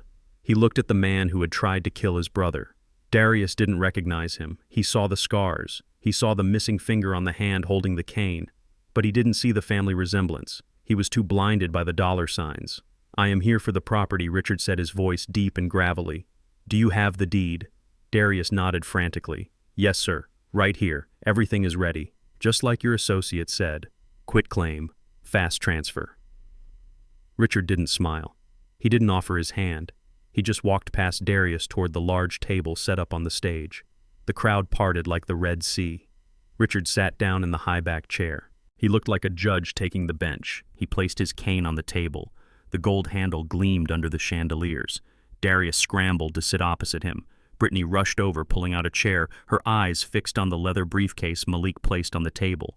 She could practically smell the cash inside. Malik opened the case. He revealed stacks of crisp $100 bills, bundles of them, $3.6 million. It was a mountain of cash. The guests gasped. Darius's eyes bugged out. He reached for the money, but Malik snapped the case shut. "Sign first," Malik said. "Then you get the combination." Malik laid the document on the table. It was a single sheet of heavy bond paper, a quitclaim deed transferring all rights, title, and interest in the property of Lucas Freeman to the R. King Foundation. Darius grabbed the gold pen Malik offered. His hand was shaking so bad he could barely hold it. He didn't read the text. He didn't check the clauses. He just found the line, marked grantor. This was it. The moment he sold his soul, the moment he erased me. He pressed the pen to the paper. The ink began to flow. Suddenly a loud screech of audio feedback tore through the room. Everyone covered their ears. The massive projection screen behind the stage, which had been displaying the logo of the R. King Foundation, flickered and went black. Then a video appeared. It was grainy black and white footage. It was the interior of my kitchen. The timestamp was from 3 nights ago. Darius's voice boomed through the ballroom speakers, amplified to a deafening volume. "We make him really lose his mind. We switch his medications. We hide his things." The crowd froze. Darius stopped writing. He looked up at the screen, his face draining of color. The video cut to another angle. It was Brittany standing in the living room holding my wife's photo album. Just junk. Who keeps this stuff? Then the video cut to the night of my death. It showed Darius and Brittany in the kitchen opening the wine. To freedom. If he had lived another week, we would have had to pay for a nursing home. This way is cleaner. The ballroom was dead silent. The only sound was the video of my son toasting my death. The guests looked at Darius with horror. Brittany covered her mouth with her hand. Darius stood up slowly, the pen slipping from his fingers and clattering onto the table. He looked at Richard. He looked at the screen. He realized that this wasn't a technical glitch. This was an execution. "Who did this?" Darius whispered. "Who is doing this?" Richard remained seated, calm as stone. He looked up at Darius and finally smiled. It was the smile of the Reaper. "Turn around, Darius," Richard said softly. "Look at the door." Darius stood frozen in the center of the ballroom, his face glistening with a cold, oily sweat that dripped onto his expensive collar. He looked like a man waking up in a nightmare he couldn't escape. His eyes darted frantically from the black screen where his own voice had just condemned him to the silent, judging faces of the crowd. He wiped his palms on his trousers, leaving dark streaks on the fabric. His mouth opened and closed, but no sound came out at first. He looked at Richard, who was sitting like a statue, and then he looked at the doors behind him. "Who did this?" Darius finally stammered, his voice cracking like dry wood. "Who is playing these games? This is fake. It is AI. My father is dead." He looked around the room, begging anyone to believe him. But the guests were backing away, creating a wide circle around him as if failure was contagious. Then the double doors at the back of the room swung open again. This time, they didn't just open, they slammed against the walls with a violence that shook the floor. A single spotlight from the balcony cut through the dim mood lighting. It hit the doorway with a blinding white beam. I stepped into the light. I was wearing the tuxedo Richard had given me, but I didn't feel like a guest. I felt like a judge. I held a heavy cane in my right hand, not because I needed it to walk, but because I needed something to hold on to keep from strangling my son. Next to me stood Chief Henderson, the head of the Atlanta Police Department. He was in full uniform, his hand resting on his service weapon. The sound of my cane hitting the marble floor echoed through the silent room. Tap, tap, tap. I walked slowly. I kept my eyes locked on Darius. I saw the color drain from his face until he looked like a corpse. I saw his knees buckle. He grabbed the edge of the table to hold himself up. He was looking at a dead man walking, and his brain couldn't process the resurrection. "Daddy," Darius whispered. I didn't answer. I just kept walking. The crowd parted for me. They whispered. They gasped. I heard someone say it was a miracle. It wasn't a miracle. It was justice. I stopped 10 feet away from him. I looked at the son I had raised, the boy I had protected from the world, and all I saw was a stranger in a suit bought with stolen money. You drowned, Darius said, his voice trembling. I saw the truck. The police said you were gone. You wanted me gone, I said, my voice booming in the quiet hall. You celebrated it. You drank my wine. You sold my house before the water was even out of my lungs. Darius shook his head, tears of panic welling in his eyes. No, Dad, you don't understand. I was grieving. This is a misunderstanding. Chief Henderson stepped forward, his face grim. There is no misunderstanding, Mr. Freeman. We have the forensic accounting, we have the witness testimony, and we have the victim standing right here. Darius looked at the chief, then back at me. The realization hit him. The trap hadn't just sprung, it had crushed him. Brittany let out a scream that sounded like an animal caught in a trap. It was high-pitched and terrified. Ghost, she shrieked, pointing a shaking finger at me. He is a ghost. He is dead. We killed him. I mean, he died. He died. She was hyperventilating, backing away until she hit a waiter, causing a tray of glasses to crash to the floor. The sound of shattering crystal was the only thing that broke the tension. I turned my gaze to her. She looked small and pathetic without her arrogance. I am not a ghost, Brittany, I said. And I am not the confused old man you tried to gaslight. I am the man who listened to you plot my destruction through a thin wall. I am the man who watched you throw away my wife's photo albums like they were trash. I turned back to Darius. He took a step toward me, his hands raised in a gesture of surrender. Dad, please, he wept. I was desperate. I owe money. Bad money. They were going to kill me. I did it for us. To save the family. He dared to use that word. Family. After everything he had done. After the pills. After the threats against Buster. After leaving me to burn in a fake fire. I closed the distance between us. I stood right in front of him. I could smell the fear on him. It smelled sour. You didn't do it for the family, I said, my voice low and hard. You did it for yourself. Because you are weak. Because you are a coward who would rather bury his father than work for a living. Dad, I love you. Darius sobbed, reaching out to touch my arm. That touch broke the dam. The rage I had been holding back for weeks exploded. I didn't think. I just reacted. I drew my hand back and I struck him. I slapped him with every ounce of strength I had left in my 70-year-old body. It wasn't just a slap. It was 40 years of disappointment. It was the baseball games I went to, the tuition I paid, the times I bailed him out of jail. It was a rejection of his entire existence. The sound was like a whip crack.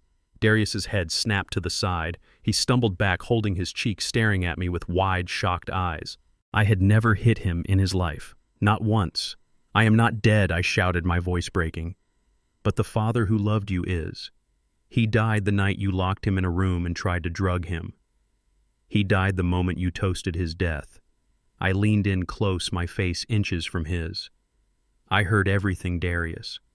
I heard you call me a burden. I heard you plan to put me in a state facility. I heard you laugh about my memory. You didn't just kill me, you killed the only person in the world who would have died for you. Darius sank to his knees, sobbing into his hands. But I felt nothing. The cord was cut. He was just a man on the floor. Chief Henderson gave a signal. 4 uniformed officers marched into the room. They didn't look like they were there for security. They looked like they were there for war. 2 of them grabbed Brittany. She screamed and kicked, trying to bite one of the officers. "Get your hands off me," she yelled. "Do you know who I am? I am a victim." He forced me. Darius forced me. Brittany Freeman, Chief Henderson said, his voice cutting through her screams. You are under arrest for conspiracy to commit murder, elder abuse, identity theft, and 20 counts of credit card fraud. We have the flight manifests. We have the surveillance from the pharmacy where you tried to switch the medication. They snapped the handcuffs on her wrists. The sound of the ratcheting metal was music to my ears. The other 2 officers hauled Darius up from the floor. He didn't fight. He was limp. He looked at me with dead eyes. Darius Freeman, the chief, continued.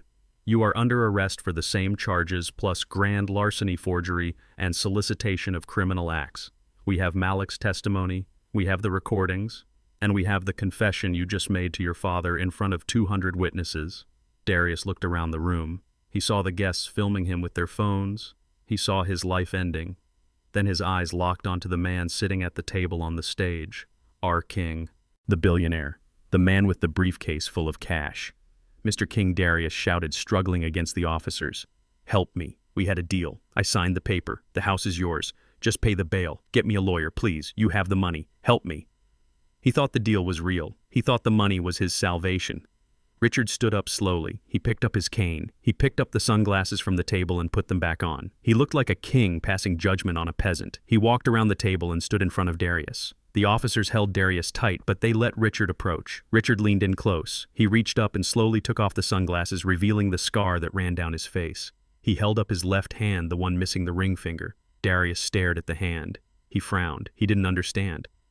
"I don't make deals with thieves," Richard said softly, "and I don't buy stolen houses." "But I signed," Darius pleaded. Richard laughed, a cold, dark sound. "You signed a confession, Darius. That creates a paper trail proving you tried to sell an asset you didn't own." Richard leaned closer until his lips brushed Darius's ear. He spoke loud enough for the microphone on his lapel to catch it so the whole room could hear. "My name isn't R. King," Richard whispered, "and I am not a stranger. Look at me, Darius. Look at my face. Look at my brother standing behind you." Darius looked from Richard to me. His eyes went wide as the recognition finally dawned on him. The family resemblance. The eyes. The stories he had heard as a child. Uncle Richard, Darius whispered, his voice trembling. "But you died." "I came back," Richard said. "I came back to see if my brother's son was a good man, and I found a rat." Richard stepped back and adjusted his suit jacket. "I am Richard Freeman," he announced to the room. "I am this boy's uncle, and I do not save family members who sell their own blood for a paycheck. You are on your own, Darius." Darius let out a wail of despair as the officers dragged him away. He looked back one last time, his eyes pleading with me. But I turned my back. I looked at Richard, my brother, the man who had come back from the dead to help me bury the lies. "Take them away," Chief Henderson said. As they dragged my son and his wife out of the ballroom, I didn't feel sad. I felt light. I felt like I had finally woken up from a long, terrible dream. The nightmare was over. And for the first time in 35 years, the Freeman brothers were standing together again. The ballroom emptied out slowly, but the image of my son in handcuffs remained burned into my retinas. Darius did not go quietly. He kicked and screamed, his heels skidding on the polished marble floor as the officers hauled him toward the exit.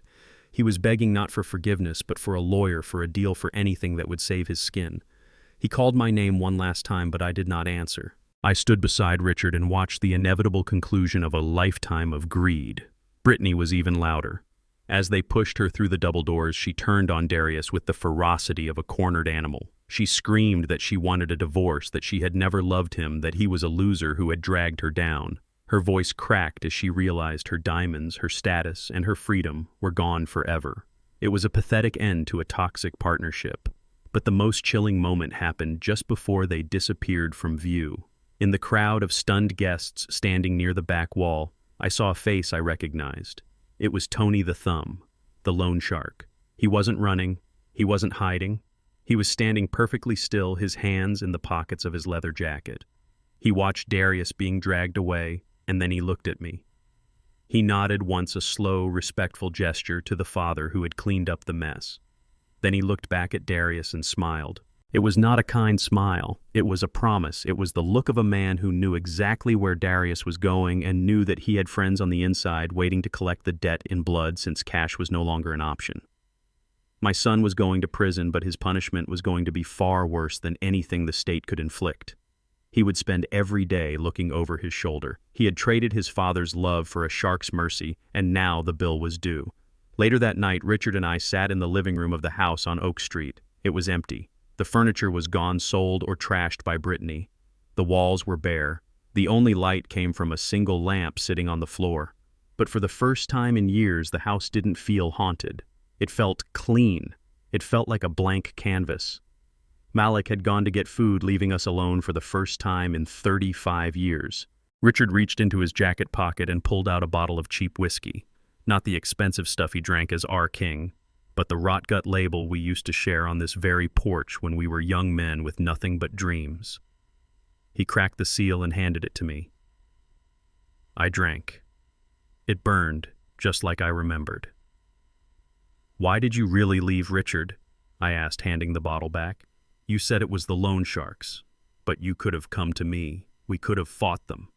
Richard took a long pull from the bottle. He looked at the empty spot on the wall where Sarah's picture used to hang. "It wasn't just the money, Lucas," he said, his voice soft in the empty room. "That night at the pool hall after they took my finger, they gave me a choice. They said I could double my debt and work it off as a mule running drugs across state lines. Or they said they would pay a visit to the young engineer with the pregnant wife living on Oak Street." I froze. He meant me. He meant Sarah. Darius was just a baby then. "I couldn't let them near you," Richard said, looking me in the eye. "You were the good one, Lucas. You had the family. You had the future. I was just the screw-up with a gambling problem. So I made a choice. I died so you could live. I knew if I disappeared, they would assume I was dead or gone for good. They wouldn't come looking for you for a debt you didn't owe. I didn't run away from you, brother. I ran away for you." Tears welled in my eyes. I had spent decades thinking he had abandoned me or that he had been careless, but he had sacrificed his entire existence to protect my family, the family that had just tried to destroy me. "I am sorry," I whispered. "I am so sorry I didn't know." Richard smiled, a genuine warmth returning to his scarred face. "Don't be. You lived a good life, Lucas. You loved Sarah. You tried with Darius. You kept this house standing. That is all I wanted." We sat there passing the bottle back and forth, two old men with scars, both visible and invisible, putting the ghosts of the past to rest. We didn't talk about Darius anymore. He was the past. We talked about the future. The next morning, I made the final decision. I stood on the front lawn with Richard and Malik. The sun was rising, casting a golden light on the old brick facade. It was a beautiful house, but it wasn't my home anymore. My home was a memory. "I am not keeping it," I told Richard. "Too many bad memories now, and I don't want Darius to ever think he has a chance to come back here." "What do you want to do?" Richard asked, leaning on his cane. "I want to sell it," I said. "To you." Richard raised an eyebrow. "You know I will pay market value, Lucas." "No," I said. $1. Sell it to the R. King Foundation for $1. But there is a condition. You don't build a high-rise. You don't build condos." "What then?" Richard asked. "A park," I said. "A community center and a park for the neighborhood kids. A place where they can learn to fix things, learn engineering, learn carpentry. A place that gives them a chance to be better than their circumstances." Richard smiled. "The Freeman Community Center. I like the sound of that. And the money," I continued. "The money I have in my savings, the insurance payout from the truck. All of it. I want to start a scholarship fund for kids who want to go to trade school, kids like Malik who don't fit the mold but have good hearts." Malik looked up from his phone surprised. "Me?" he asked. "You saved my life, son," I said. "You are the only family I have left who acts like family. You are in charge of the fund. I am leaving Darius nothing, not a dime, not a letter, not a single ounce of closure. His inheritance is the lesson he is learning in a cell right now." I turned and locked the front door. The click of the deadbolt was final. I handed the key to Richard. He closed his hand over it, his 9 fingers gripping it tight. "So what now?" Richard asked. "You are homeless." Lucas. I looked at the driveway. Parked there, gleaming in the morning sun, was a vintage convertible, a red 1966 Cadillac Eldorado. Richard had bought it on a whim 30 years ago and kept it in storage.